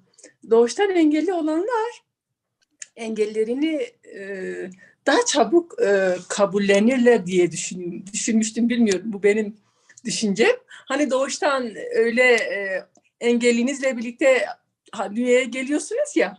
Benim düşüncem hep öyleydi artık. Yani ne kadar doğrudur tabii, onu da siz cevaplarsınız. Başka da demiştiniz ya hani mesela sadaka mı, bağış mı, nedir yani, neyse. Bir iki kere benim başıma da gelmişti. Bir keresinde ben yerel yönetimler seçimlerinde büroda oturuyordum. Bir yaşlı amca baktım, işte geç o zamanın parasıyla daha değerliydi yani. Bundan 7-8 yıl önce bana 3-4 TL para vermek istemişti. Amca dedim, ben almıyorum, teşekkür ederim. Peki dedi, sen burada, ben bürodayım ya. Peki dedi, o büroda daha önce kahveydi, sonradan yani seçim için kiralamıştık. Peki dedi, sen burada ne yapıyorsun? Amca dedim, ben belediye meclis üyesinin adayıyım, ondan dolayı buradayım. Sonra mahcup oldu yani, özür diliyordum, amca bir şey olmaz. Yani isteyen birilerine verirseniz daha makbule olur. Başka bir şey de vardı aklımda ama unuttum galiba. Teşekkür ettim. Yani o doğuştan engellilik şeyini siz bana daha açıklarsanız daha iyi olur. Yani bilmiyorum, öyle bir düşüncem vardı hep. Teşekkür ederim hepinize. Hemen cevap verebilirim eğer uygunsa. Tabii uygun, buyurun hocam. Tamam. Yani tabii yani çok aslında bireysel bir deneyim. Yani hani bunun çok öyle olmadığını biraz söylemek istiyorum. Evet, ben kendim doğuştan engelliyim ve hani hakikaten engelli değilmişim gibi yaşadım hayat. Yani o kabullenmekten kastımız kesinlikle bu değil aslında. Yani hani evet, işte okullara gittim, arkadaşlarım vardı vesaire. Hani ama ben hakikaten kendi arkadaş çevremde ne bileyim, ben hiç kimseyle engelliliğime dair bir şey konuşmazdım. Yani hatta şey gibiydi, ne bileyim ileride yani lisans okurken, psikoloji lisansını okurken işte kendime düşündüğüm zaman hiç böyle bir yerde böyle bir konuşma yaparken hayal etmiyordum kendimi. Yani çünkü engelli olduğumu kabul etmediğim bir noktaydı o muhtemelen benim için aslına bakarsanız. Sonrasında yani ben hani çok uzun bir süre yani çok barışık gibi gözüken ama aslında hiç kendime buna dair hiç düşünmediğim, yani işte ya ben bu sorunları neden yaşıyorumu hiç buna dair kafa yormadığım bir süreç geçirdim diyebilirim. Yani ben de çok geç kabullendim sizin gibi aslında. Yani ama hani oradaki yani sizin deneyiminizin çok daha farklı bir deneyim olduğunu ben de kesinlikle düşünüyorum. Yani orada çünkü bir kayıp yaşantısı var. Yani benim bir kayıp yaşantım yok. Doğuştan itibaren olduğu için. Sizin hani orada bir kayıpla ilişkilendirebileceğimiz işte belki hani o bir yaz süreci aslında bakarsanız hani sizin için uzun olan kısım o yaz sürecini anlamlandırmak ve yaşamak gerektiğini beraberinde getiriyor diye düşünüyorum aslında. Yani hani tabii ki de bir farklılığı var ama hani kabullenmiş görünen biri illaki kabullenmiş olmuyor her zaman. Onun da vurgusunu yapmak istedim aslında. Çünkü o sağlamcı şeyler çok yoğun dışarıdaki. Teşekkür ederim. Tabii ki yani kabullenmek epey zaman aldı. Ama şu an mutluyum. Kabullenmişim. Benim için yani o kadar da şey değil yani. Tabii mesela o gün geçenlerde Betül arkadaşlarla anlatmışım, sizlere de anlatayım. Hani mesela o dil vurgusu. Bir odadaydık, o Twitter odasında bir arkadaş güya mesela Kürt erkeklerinin Avrupa'da yabancı kadınlarla evlenirken güya çok şeydir. Zübeyde biraz yavaş konuşabilir misin? İşte mesela güya şey diyordu, kabullenmiyordu. Örnek veriyordu şöyle. Yani diyordu ben bizim o Kürt erkeklerimizin gelip Avrupa'daki kadınlarla evlenmelerine çok karşıyım. Diyor ben onlara şöyle diyorum. Yani Kürt kadınlarında hiç mi böyle kör topal bir kadın yok mu ki siz gelip buradaki bir kadınla evleniyorsunuz? Öyle deyince bu sefer şey diyorum. Abicim dedim farkındaysanız sen şu an bana hakaret ediyorsun. Yok diyorum Müzeyyen ben sana nasıl bir hakaret ettim? Bu sefer orada bir doktor arkadaş vardı. Hemen çaktı tabii ki konuyu kavradı. Ama ne yapıyorum bu sefer Zeki abiye olayın şeyini yani jetonunu düşüremiyorum. Sonra doktor arkadaş dedi Zeki abi bak sen şöyle dedin. Yani ya dedi sen yani kaş yaparken bu sefer göz çıkarttın. İşte yani o ayrıştırıcı dil ne bileyim o kırıcı dil hayatımızın şeyindedir. Yani ne zaman ki o dili eğer ki çıkartabilirsek bilmiyorum biraz zor zaman alacak galiba ama aslında çok üzerinde durmamız gerekiyor. Her yerde bunu dile getirmemiz gerekiyor ki yani o dili biraz değiştirmek adına. Teşekkürler. Teşekkür ederim hepinize dinlediğiniz için. Sağ olun. Teşekkürler. Biz de Müzeyyen arkadaşlar teşekkür ediyoruz. Başka söz talebi Mehmet Aktaş hocam buyurun.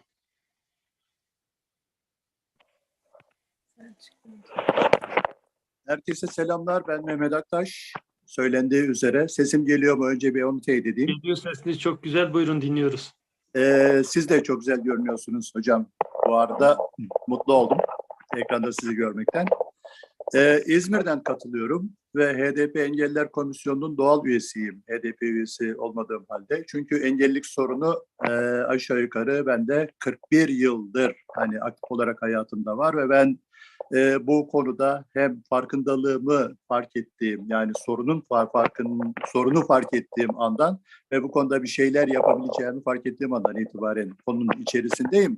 Dolayısıyla verimli çalışma yapan kurumların, kuruluşların, partilerin, sendikaların, derneklerin ve diğer oluşumların içerisinde yer almaya çalışıyorum.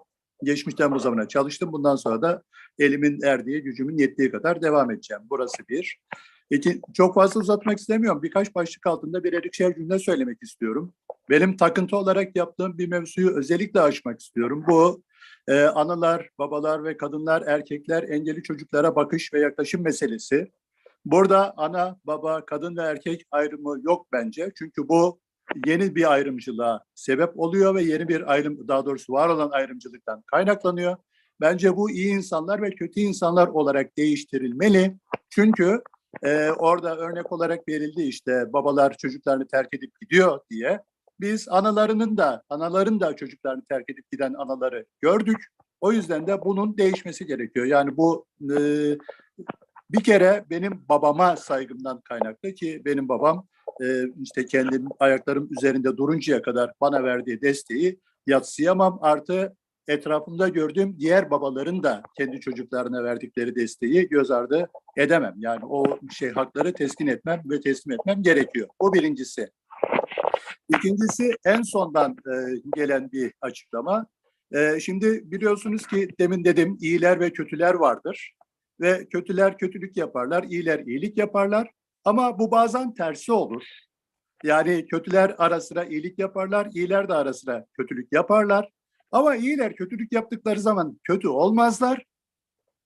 Dolayısıyla kötüler de AKP'nin başlangıçta engellilere gösterdiği tevazu gibi iyilikle yaptıkları zaman da iyi olmazlar. Bu da sonuçtan böyle çıkıyor.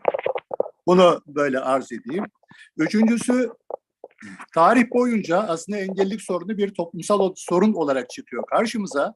Çünkü tanık olduğumuz, erişebildiğimiz, öğrenebildiğimiz kadarıyla tarihten başından beri engellileri yok etme ya da engellileri işte yararlanabilecekleri işlerde kullanma, yani körleri dolap beygiri, kadınları fahişe gibi hemen kabaca örneklemem gerekirse kullanma ya da mesela körlerin o kendi gizil güçleri varsayılan gibi ezber güçlerinden yararlanıp onları hafız, bilgin ya da öngörücü olarak kullanmaları gibi bir takım görevlerde değerlendirmişler ve dolayısıyla engellilerle doğrudan dolaylı iyi ya da kötü yaşama şeklini kendi anlayışları doğrultusunda belirlemeye çalışmışlar ve dolayısıyla bugün şu şeklini yaşıyoruz ve toplum ancak engelliye bakış açısını değiştirme, engellisini kabul etme ya da engelli için yapılması gerekenleri yapma konusunda gösterdiği iradeyi gösterdiği sürece ve bunu etkin kıldığı sürece engellisiyle barışık, gökkuşağı gibi böyle barışık, huzurlu bir topluma yaşama erebileceğini fark etmiş olmalı. Üçüncüsü şu engelli ve yetkin kişiler meselesi. Evet, tarih boyunca bir takım yetkin engelliler olmuştur. Hatta Homeros'tan başlamak üzere bunu örnekleyebiliriz. En son basılı kaynaklarda Aşık Veysel buna örnek olarak gösterilir. Ve Aşık Veysel'den sonra yeni diğerleri keza hala varız ve gizli engelliler var. Yani verimli bizim gibi, Betül gibi, Sinan Hocam gibi vesaire. Sinan Hocam engelli değil de engel çocuk ailesi. Onu parantez içine belirteyim. Dolayısıyla ama burada şudur. Evet, onlar verimli kişilerdir, ün yapmışlardır, ünlü kişilerdir.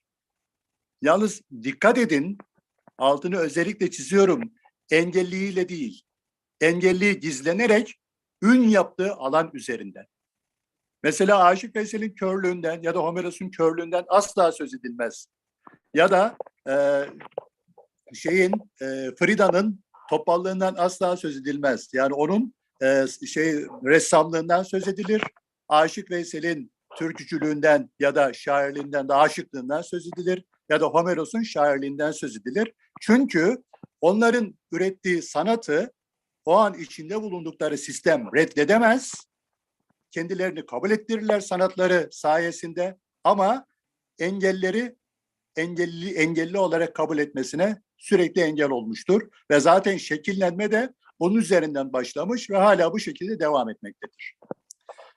Bir anekdot yapmak istiyorum. Çünkü böylesi tartışmaları bazen eğlenceli hale de getirmek lazım. Mesela şu norm meselesi içerisinde insanlar kendilerini ne kadar dahil ya da hariç tutmasıyla da doğru orantılı toplumun engellerle ilişkisi, iletişimi. İşte bazı arkadaşlar kendilerine sadaka verildiğinden söz edildi. Şimdi Antep'te görme engelli iki bayan ama gerçekten şeyli, yani iyi görünümlü, iyi giyinimli belediye otobüsünde gidiyorlar. İşte oturan iki tane yurdum insanı, vatandaş, birisi diğerine şey yapıyor, dürtüyor, hani uyarıyor. Diyor ya, diyor, şu şeylere, kadınlara yer verelim. Baksana diyor, ama. Yok bacım diyor, nesi ama onların diyor, üstü başı giyinik görmeyin mi diyor. Yani iyi görünümlü demek istiyor, iyi giyinimli demek istiyor ve dolayısıyla onların iyi giyinimli olmaları kendilerini, daha doğrusu o bakanlar tarafından norm olarak daha üst düzeyde bir yere koyuyor ve böylece yer vermiyorlar ve engelli saymıyorlar. Çünkü iyi giyinimliler. Son söz olarak engelliliğin önünde, yani gelişimi ve kendini gerçekleştirmesinin önündeki faktörlerden bir tanesi çevresel faktörlerdir. Ve erişilebilirlik, hatta giderek erişilebilirliğin ötesinde evrensel tasarım bunun en kolay ve en güzel çözümüdür. Biz toplum olarak ya da sorunun her iki tarafından birisi olarak engelliler erişilebilirliğe ne kadar erken kavuşursak ve bunun gerçekleştirilmesine katkı koyup onu ne kadar çabuk gerçekleştirebilirsek kendimizi gerçekleştirip toplum içerisinde yer almamızı, üretken olmamızı ve kendi haklarımız ya da yaşantımız konusunda söz, karar sahibi olmamızı o denli çabuk gerçekleştiririz ve en son söz demokratik, katılımcı, kapsayıcı, paylaşımcı bir hayatı sağlamanın yolu buradan geçiyor. Ve bu normları benimsememiz ve hayatımızda etkin ve egemen kılmamız gerekiyor. Herkese huzurlu günler. Teşekkür ediyoruz Mehmet Aktaş Hocam. Başka söz talebi var mı arkadaşlar? Değerlendirme, yorum, ekleme, ilave varsa alabiliriz arkadaşlar. Yoksa Engelsiz Bileşenler Federasyonu yönetiminden Abdülmecit Yılmaz arkadaşımız aramızdaydı. Türkiye Engelliler Konfederasyonu'ndan Mustafa Özsaygı Başkanımız aramızdaydı. Yine Disk Emekli Sen Engelliler Komisyonu'ndan Ufuk Gürbüz ve arkadaşlarımız aramızdaydı. Konuşmacılarımız son bir tur hem ilave etmek istedikleri bir şey var mı diye soralım, hem de bir değerlendirme yapmak isterlerse konuşmacı sırası aynı olacak şekilde Özlem Hocam'dan başlayabiliriz. Ben neyse arkadaşımız konuşsun. İsmail Bey galiba bir sorusu var. Evet. Önce onu Buyurun, dinleyelim. Ben kaçırdım. Kusura bakmayın. İsmail Hocam sizi dinliyorum. Değerli arkadaşlar, güzel bir program oldu. Benim toplantım vardı. Partimizin toplantısı bitti. Buna katıldım.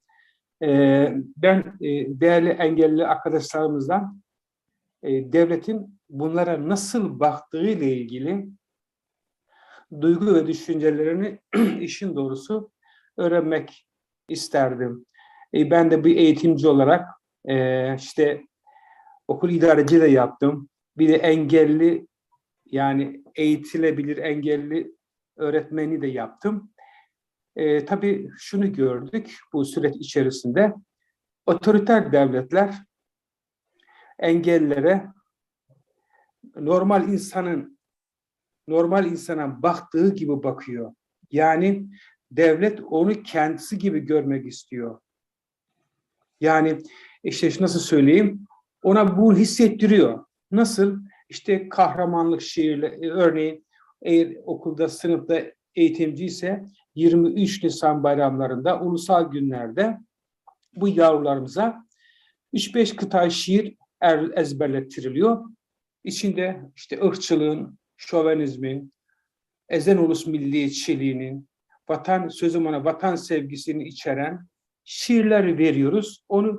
Onu işte katil yapıyoruz. Yani geleceğin militaristi yapıyoruz. Şimdi çoğu illerimizde engelliler dernekleri vardır. Arkadaşlarımız daha iyi bilirler. Burak olsun, Beyza olsun, diğer arkadaşlarımız. Şimdi burayı devlet denetimi altında tutuyor. Yani kendisine benzetiyor. İşte Engelliler Günü dolayısıyla bir etkinlik yapacaklar. Hemen tabii engeller bize bilet gönderiyor. Yani siz de bu biletten alın diye. Ben tabii öğretmenlere duyuru yapıyorum. Baskı yok. Haliyle gitmek zorundayım. Arkadaşlar yani hiç de engellerin sorunlarını ilgilendiren hocam hiçbir etkinlik yok. Hiçbir etkinlik yok. Yani devleti yüceleştirmek, devleti kutsamak, otoriter yapıya biat eden konuşmalar, tiyatrolar, savaş sahneleri arkadaşlar. Engellilere Kurtuluş Savaşı'nı oynattılar. Engellilere Çanakkale Savaşı'nı oynattılar. Engellilere, yani şunu demek istiyor, engelliler de şehit olabilir. Böyle bir yani saçma sapan şeyler arkadaşlar. Bunu paylaşmak istemiştim. Sinan Ok arkadaşım, teşekkür ederiz. Biz çok teşekkür ederiz. Atladığım için de tekrar kusura bakmayın. Gerçekten özel eğitim sınıfları, militarizm, bu savaş ve engellilik meselesi çok boyutlu tartışılması gerekiyor. Değerlendirmeniz için teşekkür ediyoruz. Şimdi sözü Özlem Hocama bırakıyorum. Buyurun. Tekrar merhaba. Öncelikle benim için çok verimli bir toplantı oldu. Tekrar teşekkür ediyorum. Yeni kavramlarla da tanıştım. Ben bir öneriyle devam etmek istiyorum.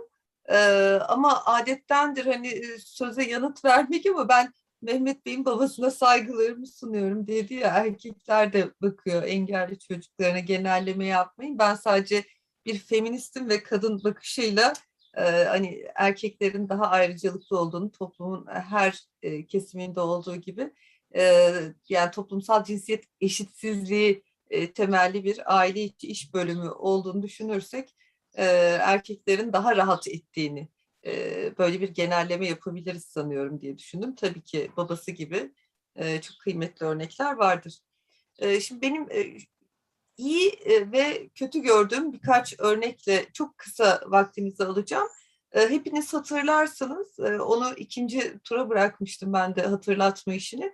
90'lı yılların sonunda Reha Muhtar, işte 19. ve 20. yüzyılların sömürgeci tarihinin ne yazık ki insanlığa en çirkin miraslarından biri olan ucube şovları andıran bir bülteni vardı, ana haber bülteni. Orada Türkiye'nin en uzun boylu insanı Halil İbrahim ve cüceler vardı. O kısa boylu insanlarla işte alay eden, mesela onları sokak röportajlarına gönderirdi ve onlar Show TV'nin ana haber bülteninin kadrolu bir ekibiydi. Ve bununla eğlenirdi insanlar. Hiç kimse bunu yadırgamazdı ve Reha Muhtar da tüm eleştirileri ama benim bültenim çok izleniyor gibi böyle hani neresinden tutsanız elinizde kalacak bir savunuyla işte kendine bir şekilde var etti yıllarca. Şimdi bu ve benzeri şeylerin sabah özellikle kadın programlarında devam ettiğini görüyorum. İşte 19. 20. yüzyılda nasıl gidip işte Afrika sömürgelerinden yeni keşfedilen kıtalarda bulunan işte 3 memeli kadın, 3 bacaklı adam, Siyam ikizleri ya da siyah bir çocuk sirklerde sergilenmişse bugün de farklılıklar yine farkındalığın tamamen dışında bir dille sunulabiliyor, malzemeleştirilebiliyor. Buna en son interseks bir bireyin teşhiriyle tanık olmuştum. Çok o programlardan birinde işte çift cinsiyetli doğmuş, ailesi bilmem ne yapmış gibi böyle hani tamamen cahilce işte kavramlarla hiçbir şekilde bu alana hakim olmadığı belli olan bir spikerin anlatımıyla her türlü saçmalık yaşanmıştı o programlarda. Bunlara müdahale edilmeli diye düşünüyorum. Bir yandan da iyi olan sosyal medyanın hayatımıza getirdiği pek çok olumsuz özelliğinin yanı sıra iyi yanları da var. Bunlardan biri örneğin benim özellikle genç arkadaşlarda, genç kadınlarda farkında olduğum bu beden olumlama hareketi. Bu da yine kadın hareketinin içinden çıkmış ve LGBTİ bireylerin de destek verdiği bir hareket. Bu modanın özellikle işte kapitalizmin bize dayattığı o kadın formuyla, normuyla kavgası olanların aslında ben de buradayım, kendi bedenimi seviyorum, benden kendi bedenimi nefret ettiremezsiniz, uzaklaştıramazsınız çığlığı ve bu sosyal medyada görüyorum. Onlarla hani aslında ne kadar bütün o farklılıkların az önce herkes tek tek ifade etti, iç içe olduğunu göstermesi açısından bağ kuran kesimlere baktığımda benim için çok önemli. Kimler onlarla bağ kuruyor diye. Her ne kadar sosyal medyada mesafesizlik bir şekilde pek çok soruna yol açıyor. Orası bir yankı odası olarak da adlandırılıyor olsa bile ben sosyal medyanın bu işlevlerini çok yerinde buluyorum. Örneğin bu Puhu TV ile ilgili Türkçe filmlerinde Puhu TV'nin Türkçe altyazı yokmuş. Ben Puhu TV hiç izlememiştim. Ve bir engelli vatandaş oraya yazdı ve Puhu TV özür dileyip çok haklısınız biz düşünememişiz dedi. Yine bunun gibi farklı işte betimlemeli anlatım vesaire gibi özelliklere ilişkin de buralardan taleplerde bulunulabiliyor. Ben mesela az önce Burak Bey'in söylediği görselleri betimleme ekleyebilirsiniz dedi. Ben bunu ilk kez duydum. Çok önemli bir bilgi. Hemen not aldım. Yine Bülent Bey'in de söylediği bu AKP engellilere verdiği hakları tırpanladı. Bunları da not aldım. Bir gazeteci olarak da benim ayıbım olsun. Ben hani bu kadar bir tırpanlama olduğunu bilmiyordum. Bu da çok önemli. Yine belediye otobüslerinde sesli anonsun şoför ya da yolcular rahatsız oluyor diye kapatılması acayipliği. Yani bunların hepsine sosyal medyadan itiraz etmek, hani herkesin hep birlikte her yerden tüm ya sosyal medyaya da böyle hani çok da anlam yüklediğini lütfen düşünülmesin. İtiraz etmenin çok kıymetli olduğunu düşünüyorum.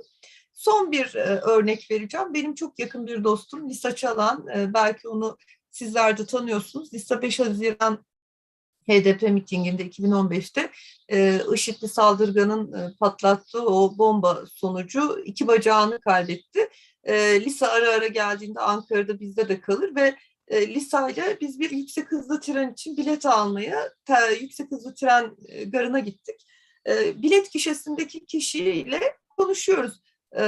Lisa soru soruyor. Gişede çalışan memur bana cevap veriyor. Lisa soruyor, o dönüp bana cevap veriyor. Ben o anda bir engellinin nasıl görünmez olabildiğini, bu çıplak gerçeklikte hani böyle hani sıradan bir hizmeti alırken görünmez kabul edildiği gerçeğiyle ilk kez karşı karşıya kaldım. Sonra döndüm dedim ki memur hanıma neden bana cevap veriyorsunuz? Arkadaşım size soru soruyor. Bilet alacak olan ben değilim dedim. Sonra Lisa'nın engelli olarak yüksek hızlı trende işte ücretsiz hizmet alma hakkı olduğunu öğrendik. Ama onun için bize önerdiği şey 1-2 kilometre yürüyeceğiz. Eski gara gideceğiz. Orada işte bir fotokopi çektireceğiz, geleceğiz. Bir fotokopi makinesi koymamışlar oraya.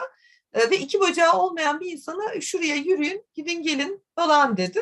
Ve bunu çok normal bir şey gibi anlattı. Ve bu kişi engelli masasında çalışan kişiydi. Yani engelli başvuru masasında çalışan kişi 2 bacağı olmayan insana yürümeyi önerdi. Ama şöyle bir örnekle de bitireyim izninizle. Benim ikizlerim var demiştim. Kızım Lisa Avustralya'dan protez bacakları, implant böyle çelik gibi bacaklarla döndüğünde Lisa'nın bacaklarını uzun uzun bak.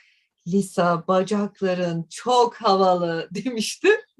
Biz hala Lisa'ya her gördüğümüzde fıstık gibi bacaklar çok havalı diye Lisa bizim evde bacaklarıyla çok sükse yaptı. Deniz sürekli ona fotoğraf çektirip arkadaşlarına gösteriyor. Çelik bacaklı Lisa diye.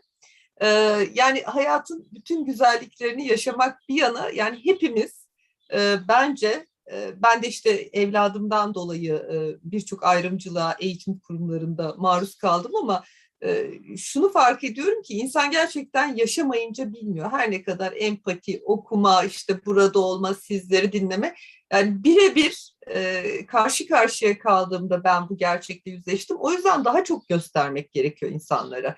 Yani bunun yolu ne kadar işte kendi medya mecralarını yaratmak, işte yeni kampanyalar düzenlemek de olsa bence medyayı özellikle bu konuda bir baskı aracı olarak kullanmak, yani medyaya bu konuda baskı yapmak, her yaptığı hatayı teşhir etmek her yerde ve ama zaten bunlar da böyle, işte A Haber zaten böyle, ya o da bilmem ne böyle dememek ve gerçekten bunları teşhir etmek. Belki de utanırlar ya da o dili dönüştürürler, ayrımcılıktan vazgeçerler. Bu kıymetli diye düşünüyorum.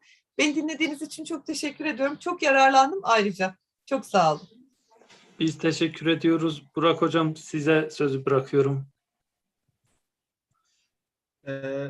Ben medya ile ilgili birkaç şey daha eklemek istiyorum. Özlem Hanım'ın alanına müdahale etmek amaçlı değil, haddimde değil ama birkaç unuttuğu bir yer olabilir diye düşündüm.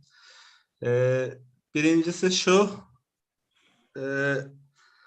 yani engellilikle ilgili haberler genelde haber niteliğinden uzaklaşmış oluyor. Yani haber aslını yitirmiş oluyor medyada son halini aldığında. Çünkü sanırım görüyorlar, yani haberi olduğu gibi vermeyi yani etkisiz olacakmış gibi görüyorlar ve sürekli sağlamcı bir dil üretiyorlar. O dil üzerinden işte toplumdaki o sağlamcı bakış açısına göre şekillendirdikleri kendi kafalarındaki engelli algısına göre haber yazıyorlar. Yani toplumda vardır ya, işte normal herhangi bir işi bir engelli yaptığında bu sağlamcılığın en temel göstergelerinden birisidir. Onu aşırı önemsemek gibi, sıradan bir iş bile olsa, ya da tamamen hiçleştirmek gibi, bir şey yapamaz gibi. Ya işte görme engelli bir çift evlendi gibi bir haber yapıyorlar mesela, ama bunun hiçbir haber değeri yokken saçma sapan bir dille haber üretebiliyorlar ve bunun sonucunda oluyor. Yani bu toplumdaki sağlamcılığı, yanlış engellilik algısını besliyor. Ya oysa biraz önce Özlem Hanım hızlı trenden söz etti. Mesela hızlı tren yeni yapıldı bildiğim kadarıyla o istasyon ve hızlı trenin de zaten tarihi 5-6 yıl ama erişilebilirlik anlamında mesela çok kötü. Şimdi biz gittiğimizde erişilebilirlik koşulları yerine getirilmediği için bize birisini vermek durumunda kalıyorlar yanımıza trene kadar. Çünkü hiç erişilebilirlik anlamında bir şey yok. Bunun yanı sıra şeyden söz etmek istiyorum. Geçen gün Salı günü bir basın açıklaması vardı. Bir eylem, daha doğrusu 200 kişi falan katıldı. Körlerin düzenlemiş olduğu Noterler Birliği'nde hala bu yüzyılda bizim imzamız tek başımıza geçerli sayılmıyor. Yani yasaya rağmen Noterler Birliği'ni okuyor. Hatta Adalet Bakanlığı'nın bizi haklı gören tavsiye yazısına bile uymayıp bu konuda bize şahit dayatıyorlar. Hala mesela bunu aşabilmiş değiliz. Birçok yerdeki erişilebilirlik sorununu aşabilmiş değiliz. Ama bu dediğim gibi mikro saldırganlıkları aşabilmiş değiliz. Mesela yolda yürürken işte para vermekten tutun, arada hiçbir sınır görmeden hayatınıza dalmak gibi, işte ya da hiç kimseye yapamayacağı şakaları ya da davranışları size yapmak gibi. İşte bu da çok önemli bir sorun ve buna karşı da biraz daha engelli, yani farkı olan kişilerin daha dik durması gerekiyor. Yani şunu son olarak söylemek istiyorum. hani biraz önce hakların verilmesiyle ilgili arkadaşların yorumları oldu. Yani hepsini ben sürece göre değerlendirilmesi gerektiğini düşünüyorum ve bu hani kimseye bağlı değil, kimse bir şey lütfetmedi. Sadece şunun önemli olduğunu düşünüyorum. Engelli kurumları tıpkı kadın hareketinde olduğu gibi, LGBT hareketinde olduğu gibi daha böyle başı dik bir hak arama yöntemini benimsemeliler diye düşünüyorum. Yani o kanıksanmış sağlamcılıktan kurtulmaları gerektiğini düşünüyorum. Bu konuda da umutlu olduğumu zaten en başta söylemiştim. Bir de kesişimselliğe vurgu yapmak istiyorum. Yani ötekileştirilen işte LGBT'ler olsun, kadınlar olsun, engelliler olsun ya birbirleriyle daha yakın olmalılar diye düşünüyorum. Hani birlikte okumalar yapmalı, işte birbirlerini anlamalı ve hayatlarını gözlemlemeli ve birbirlerinin sorunlarına duyarlı olmalı var diye düşünüyorum. Son söyleyeceğim bu. Umut insanda diyorum. Tekrar teşekkür ediyorum beni davet ettiğiniz için. Biz teşekkür ediyoruz. Bülent Hocam söz sizde, buyurun. Allah sadece güzel bir hafta sonu diliyorum. Çok teşekkür ediyorum. Çok sağ olun. Çok sağ olun. Biz de teşekkür ediyoruz. Mert Hocam sizin ilave değerlendirme, öneri, eklemeniz varsa alabiliriz. Buyurun. Mert Hocam bizi duyabiliyor musunuz? Beyza Hocam sizi dinleyelim. Eğer uygunsa Mert Hocam da sizden sonra söz kullanır. Buyurun. Beyza Hoca. Mert Hoca şimdi galiba... Ben açamamıştım Buyurun. telefonu. Şöyle benim iliştirmek istediğim birkaç bir şey var. Onları dile getireyim. Şimdi Bülent Bey ve diğer birkaç arkadaşımız değindiler. Hani yaşadıkları olumsuz sosyal gerçekliği, eşitsiz sosyal gerçekliği engelliler hani yeterince net ayrımsayamıyorlar sosyal gerçekliklerini yönünde. Dolayısıyla kurulu düzeni, var olan yapıyı, statikoyu olumluyorlar, destekleyen bir anlayışı sürdürüyorlar. Buna ilişkin şimdi şöyle, Paulo Freire, Latin Amerikalı bir kuramcı, işte ayrıntıdan çıkmış çok önemli bir kitabı var. Ezilenlerin Pedagojisi. Şimdi orada yani kitabın temel önermesi şu, yapıtın temel önermesi, kurtuluş teolojileri vardır. Hani halka yakın kiliseler, Latin Amerika'da yoksullarla iç içe olan kiliseler kendi sosyal düşüncelerine, akımlarına kurtuluş teolojileri diyorlar. Özellikle halkla iç içe, yoksul halkla iç içe çalışan Latin Amerika'da rahiplerin aktardığı veriler şunu gösteriyor. Ya bu genel olarak dünyada böyle yaşanıyor. Bir sosyal bilimsel gerçek diyebiliriz belki. İnsanlar şimdi bakın normal diyoruz. Aslında insanlar yaşadıkları dünyayı da normal kabul ediyorlar. Yani onlar için yaşadığımız dünya bütün bu eşitsizlikleriyle, sınıfsal uçurumlarıyla ve benzeri aslında normal bir dünya, verili dünya. Onlar onu böyle kabul ediyorlar. Çünkü eleştirel bilinç konusuna değinmiştik. İnsan bir bilgi gerçekliğinin, bilgi dünyasının, anlam dünyasının içine doğar diye. Şimdi dolayısıyla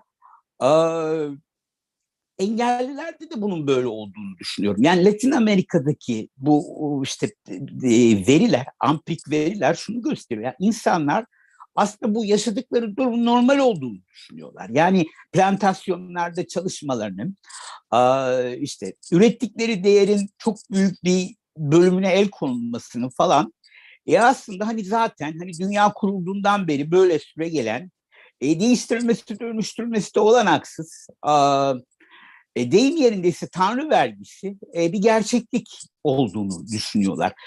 Şimdi dolayısıyla engellinin kendisinin de şimdi bir de şu var tabii, bir başka boyutu işin. Kimi engelliler engellilik konumunun sağladığı kısmi sosyal avantajları da büyük bir hani şey gibi görüyorlar. Böyle bir olanak, para verilmesi konusuna değinildi. Yani engelli bireye sokakta birisinin para vermesi falan. Yani iyi bir para verildiğinde falan da kimi engelli birey, tabii Beyza Hanım bunu şaka olarak söyledi kesinlikle. Böyle yani bunu bir şey olarak da görüyor. Ya bana böyle diyelim bir restorana gitti veya işte bir kafeye gitti falan. Hesap alınmıyor çoğu durumda. Hesabı almayan ne amaçla almıyor? İşte halkın bilgisiyle söyleyelim, başının gözünün sadakası olsun diye.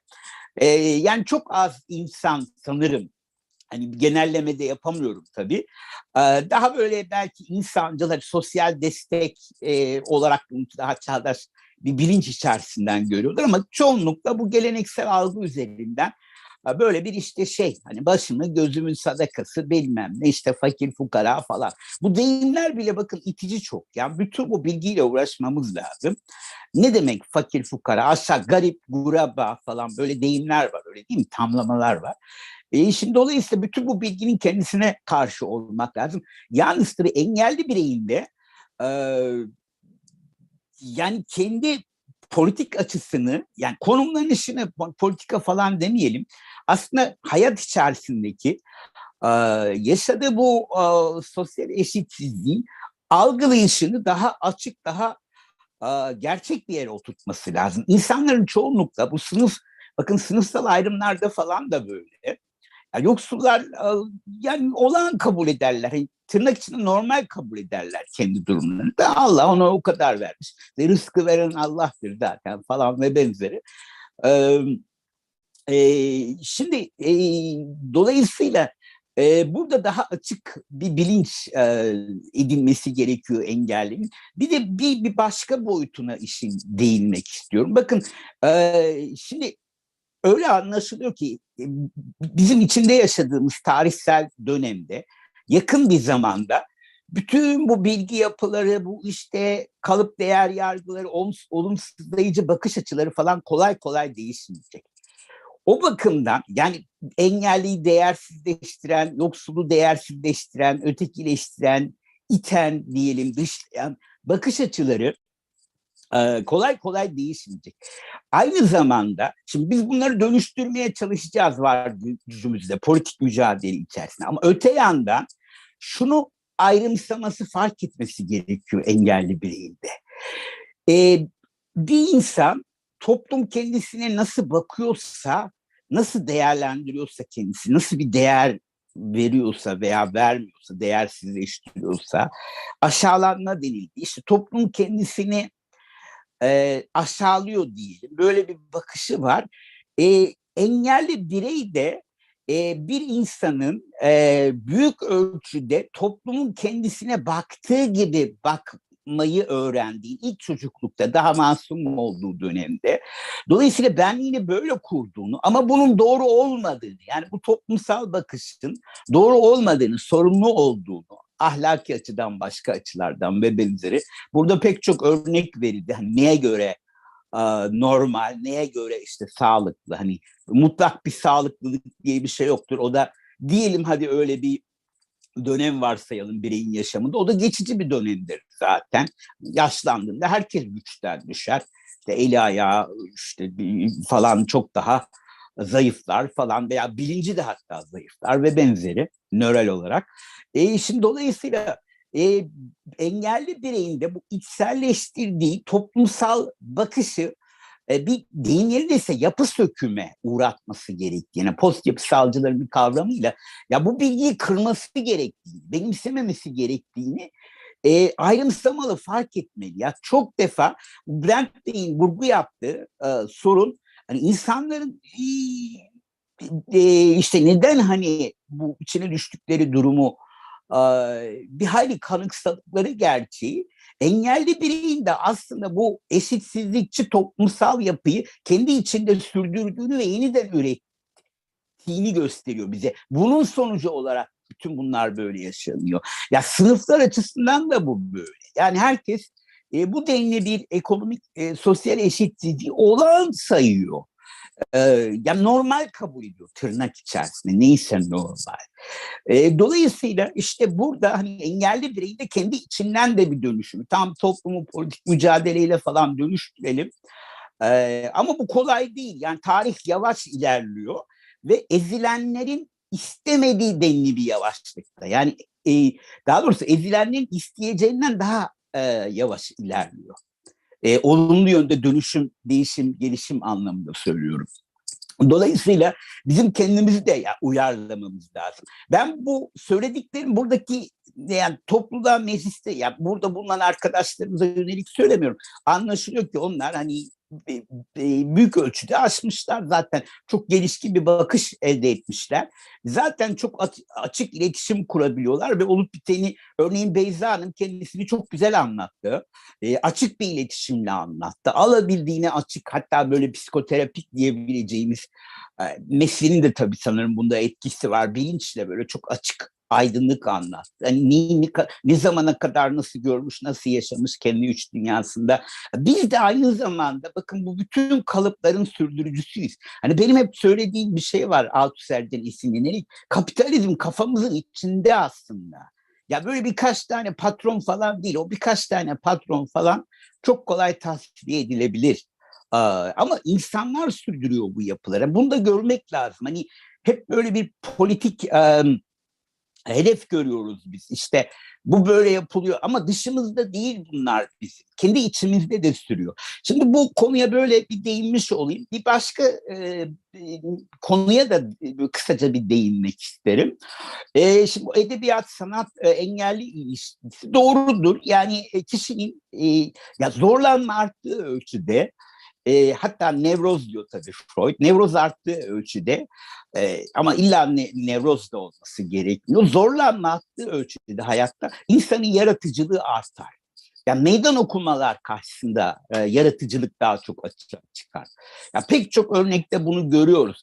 Dolayısıyla engelli bireyin sanata daha yatkın olacağı olabileceği önermesine genel itibariyle katılıyorum. Bir beyefendi söyledi onu. Adını şimdi aklımda tutamadım. Galiba Ordu'da İsmail Bey miydi? Şimdi hatırlayamadım adını. O değinmişti. Evet yani ben engellilerin de tıpkı diğer sorunlu kesimler, dezavantajlı sosyal kesimler gibi sanatı daha yatkın olabileceklerini düşünüyorum. Çünkü yaratıcılık, farklılık, özgünlük daha çok zorlanmadan çıkar. Yani lökleşmiş, oturmuş, tıkırı yerinde insanın bir yaratıcılıkta bulunmasına gerek yoktur. Yani doğal yaşama koşulları zaten bunu çok zorlamaz. Bunu belirtmek istedim yine. Şimdi son bir şey. Yani Bülent Bey'le evet bütünüyle aslında hemfikiriz. Ben hani AKP'nin iyi bir dönemi yoktu derken zaten onu kendisi böyle söylüyor demek istemedim. Böyle bir kitle iletişim araçlarında böyle bir yaygın şey var ortada dönen. Hatta yani ben işte bu muhalif işte meclisteki siyasetçileri falan da görüyorum. İşte CHP'nin üyeleri daha çok da AKP'liler falan ama işte AKP'nin şu tarihe kadar işte iyiydi bilmem sonra kötüydü. Böyle bir şey yok. 2007 1 Mayıs'ını ben yaşadım. 2008 1 Mayıs'ını yaşadım. 2007 1 Mayıs'ındaydı sanırım ya 2008. Özgürlük ve Dayanışma Partisi'nin il binasına girilmişti. Orada plastik mermi kullanılmıştı şeyin içinde. Ya parti binasının içinde bir dolu insan ciddi ölçüde yaralanmıştı. Hatta bir arkadaşımız orada başından yaralandı ve o insan daha sonra öldü böyle bir uzun bir süre 26 gün galiba komada yattıktan sonra. Aslında çok özür dilerim ne olduğu yani belliydi AKP'nin başından beri.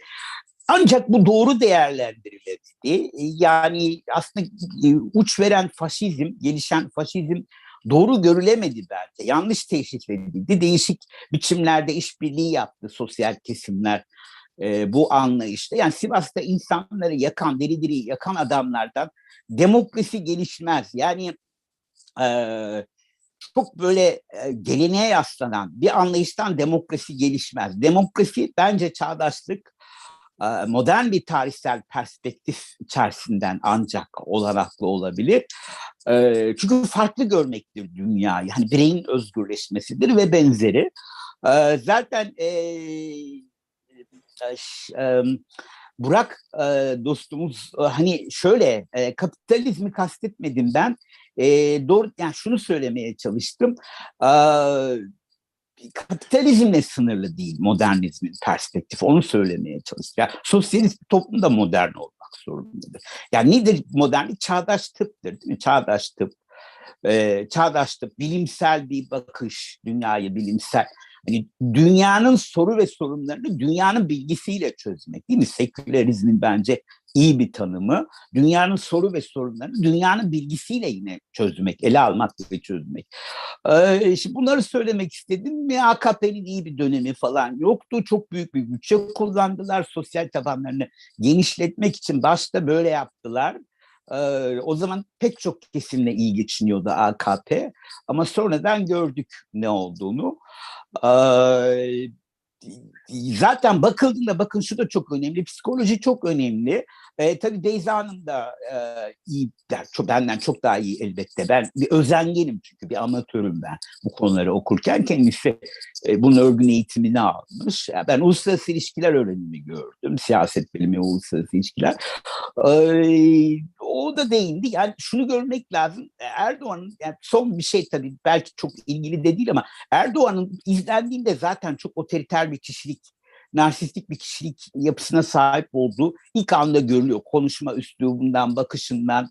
Hatta ben o dönemde biraz en başlarda biraz görebiliyordum daha. Çok az bir görmem kalmıştı. Örneğin böyle gözlerini nasıl arkaya devrildiğini falan bağırıp çağırırken falan çok iyi hatırlıyorum. Neyse bambaşka bir alanı da çektim biraz konuyu. Teşekkür ediyorum. Çok güzeldi. Ben doğrusu çok keyif aldım. Çok anlamlı insanlarla tanışmış oldum. Betül'ü falan zaten tanıyorum, sevgili Betül'ü, Hatice Betül'ü. Ondan sonra çok güzeldi. Bence açık iletişimin olduğu bir oturumdu. Ben keyif aldım kendi adıma efendim. Teşekkür ederim. Biz teşekkür ederiz Mersin Hocam güzel değerlendirmeleriniz için. Şimdi Şeref Hocam'ın çok kısa bir sözü olacak. Sonra sözü Betül arkadaşa bırakacağım. Buyurun Şeref Hocam, sizi dinliyoruz. Engelliler sanat ve yazın alanına yatkındır derken bilimsel süzgeçten geçmemiş gözlü bir yere çıkacağı zaman gideceği yerin her santimetre karesini hesap edip programlar. Dolayısıyla bu onu çok detaycı, ayrıntıcı yapar. Sanatın ve yazın alanında detaylardan beslendiğini düşünürsek böyle bir paralellik kurmuştum. Ne kadar bilimsel onu bilmiyorum. 2. Engelliliğin önemli bir bölümünün önlenebilir olduğunu biliyoruz. İş kazaları, trafik kazaları, deprem, savaş. Yani engelli kavramının ve mücadelesinin içine engelliliği ortadan kaldıracak sebeplere yönelik de mücadeleleri koyarsak bu engellilerin daha çok görünür ve kitleselleşme ve başka kesimlere taşıma konusunda daha katkısı olur diye düşünüyorum. 3.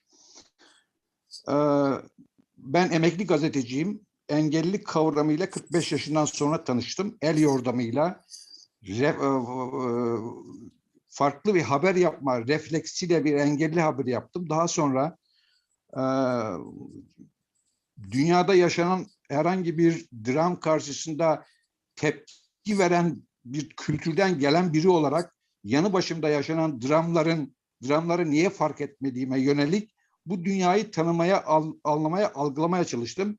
El yordamıyla bir şeyler yapmaya çalıştım. Orada daha sonra ayrımcı bir dil kullandığımı da hissettim. Mesela yaptığım haberlerden bir tanesinde engelli sanatçı diyordum. Oturan bu adam şimdi platformda da ama ismini hatırlayamadım. Ondan çok beslendiğimi söylemek istiyorum. Ama buraya katılan entelektüel birikimi yüksek akademisyenlerden falan yararlanamadım. Bundan sonra da o eksiğimi tamamlamak istedim. Teşekkür ederim. Biz de çok teşekkür ederiz değerlendirmeleriniz için. Sinan Hocam, bir şey Buyurun ilave Burak Hocam. edebilir miyim? Tabii, ne demek? Şimdi biraz hani kimsenin söylemine müdahale etmek haddim değil ama bir şeye müdahale etme gereği duydum. Şimdi engeli ortadan kaldırmak, şimdi ben de o ifadeyi kullandım ama biraz önce şimdi konuşan arkadaşla aynı şekilde kullanmadım. Yani bu biraz hani benim sunumumun tersine bir şey oluyor. Bir ikincisi de engellilerin daha üretken olduğu ya da işte sanata daha yatkın olduğu gibi şeyleri, savları ortaya atmak da tehlikelidir diye düşünüyorum. Yani çünkü konuşmamız, yani aslında Beyza da ben de bu konuda çok hani buraya değinirdik. Sıradan olma hakkı da bugün ikimizin de aklına gelmedi. Şimdi bir taraftan sıradan olma hakkını da vermemiz gerekiyor insanlara. Yani engelli diye ayrı bir yaratıcılık, ayrı bir hani toplumda öne çıkacak vasıf beklememek. Bu çok önemli bir şey. Hani bir de işte engellilerin her adımını hesap ettiği bilgisine nereden ulaşabildik? Ben ona şaşırdım. Çünkü ben gerçekten öyle bir şey hiç yapmıyorum. Çünkü bütün üreticiliğimi, yaratıcılığımı yok eder. Yani düşünsenize, hani günde bilmem kaç tane adım atıyoruz. Onların hepsini hesapladığımızı ya da işte soruyorlar, merdiven mi sayıyorsunuz? Hani merdiven falan saydığımızı düşünsenize. O zaman buraya gelmekten ziyade bütün ömrümü adım sayarak ya da merdiven sayarak geçirmem gerekir. O yüzden hani biraz daha böyle iddialı çıkışlardan, özellikle hani deneyim dışındaysak uzak olsak bence iyi olabilir diye düşünüyorum. Biz tüm katılımcı ve sunuculara teşekkür ediyoruz. Şimdi değerlendirme ve kapanış için sözü Hatice Betül Çelebi arkadaşımıza bırakıyorum. Buyurun, söz sizde. Sayın Sözcü.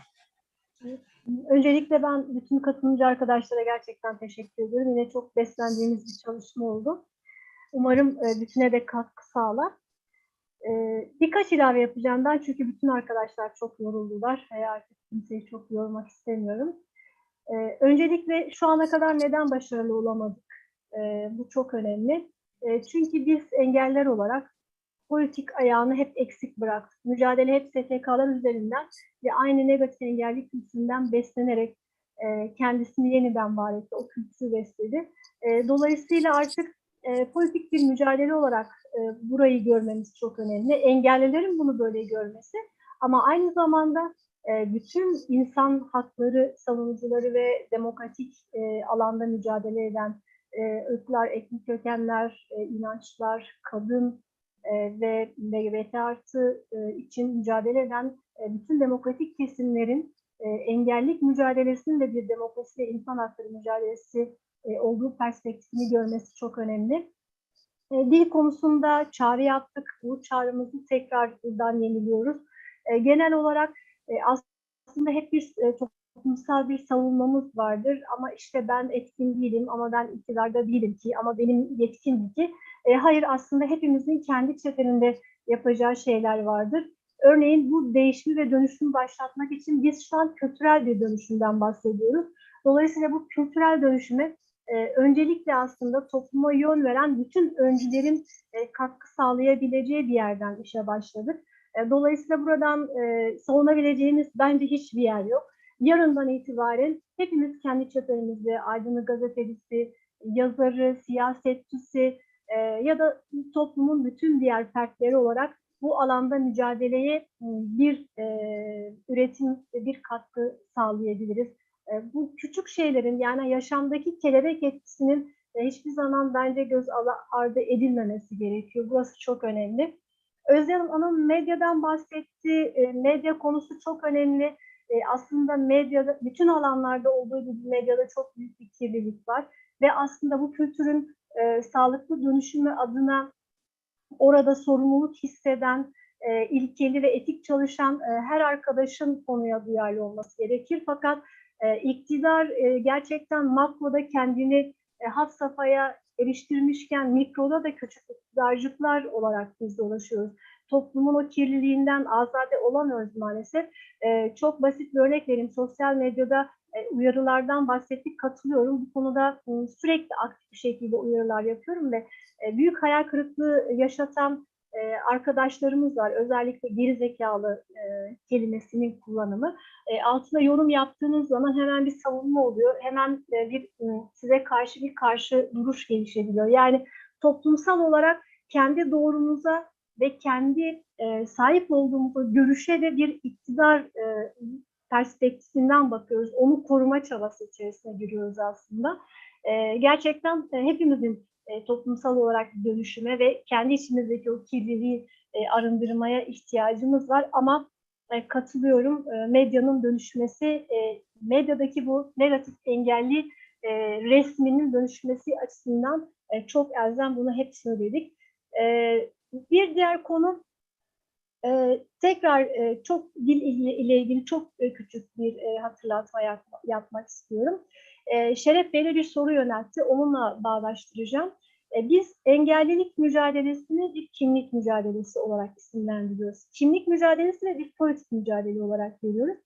Dolayısıyla aslında genellikle işte özel çocuk, dezavantajlı grup olarak bir tanımlama var. Bu tanımlama da toplumsal ikiyüzlülüğümüzün bir karşılığı aslında. Çünkü otistik, kör, sağır, sakat ve engelli kavramlarını genellikle hep hakaret olarak kullandığımız için bize ait olan kimlikleri anlamlarının dışında kullanıyoruz toplum olarak ve aslında bu yaptığımız şeyin toplum olarak farkındayız ve bu nedenle de bunu hafifletmek adına özel çocuk ya da dezavantajlı grup gibi hiç olmayan, bizim kimliğimizi de karşılamayan ya da işte otizmli gibi bir farklı sığınma alanları ya da savunma mekanizmaları geliştiriyor toplum. Özellikle bir yıldır otistik özneler biz otizmli değiliz, otistik denmesini istiyoruz dedikleri halde otistik şeklinde bir tanımlamayı özneler bunu ortaya koymuşken ve bu mücadeleyi verirken ısrarla bunu vermemekte ve desteklememe noktasında da toplumsal bir duyarsızlığımız var. Burada bunu da özellikle altını çok koyu olarak çizmek istiyorum. Son ilavem dil ile ilgili kısım. Evet, dille biz kültürel olarak bir engellilik kültürü, negatif bir engellilik kültürü inşa ediyoruz. Ama bunun dışında dil aynı zamanda engelliliğin kendisinin bizzat oluşumunun da bir aracı. Çünkü tek dil ve sözlü ve sesli iletişim bizim ülkemizde değerli. Burada zaten hem çok dili kullanan, farklı ana dilleri olan çocukların aslında iletişimleri ve hakları gasp edilirken ve sistemsel olarak onları da bir farklı engelli haline getirirken sistem, sağırlar için zaten bu hakkı hiç tanımıyor. Sağırların işaret dilinin bir ana dil olarak kabul edilmesi bu ülkede çok çok önemli. Bu hiç zor bir iş değil. Bizim kendi engelli gruplar olarak gerçekten içimizde en karanlıkta ve en yalnız bırakılmış kesim olduğunu da buradan bir kez daha söylemek istiyorum. Bu ayrıca otistikler için çok önemli. Çünkü tamamen bir eğitim stratejisi ve pazarlama, bir serbest piyasa alanı olarak işte otizmin bir hastalık olduğu söylenip onlara da eğitim reçetesi verirken buradan da ayda 15.000, 16.000 gibi paralar kazanırken bu sistem aslında çok basit, çok uygulanabilir bir yöntem olan ADİS'in bu ülkede hayata geçirilmemiş olması, alternatif destekleyici iletişim sistemlerinin konuşulmuyor olması hala daha yine otistik özneler bunu vurgularken ve sesli ve sözlü iletişimin ısrarla burada tek değerli iletişim sistemi olarak vurgulanması yine dil üzerinden engelliliğin farklı bir inşası olarak karşımıza çıkıyor. Çok teşekkür ediyorum bütün katılımcılara. Umarım bu mücadelede yine güzelliklerde ve farklı çalışmalarda bir araya geliriz. Sağ olun, var olun. Herkese iyi akşamlar. Yayını kapatıyoruz. Görüşmek dileğiyle daha güzel programlarda. Görüşmek dileğiyle. İyi akşamlar. İyi akşamlar.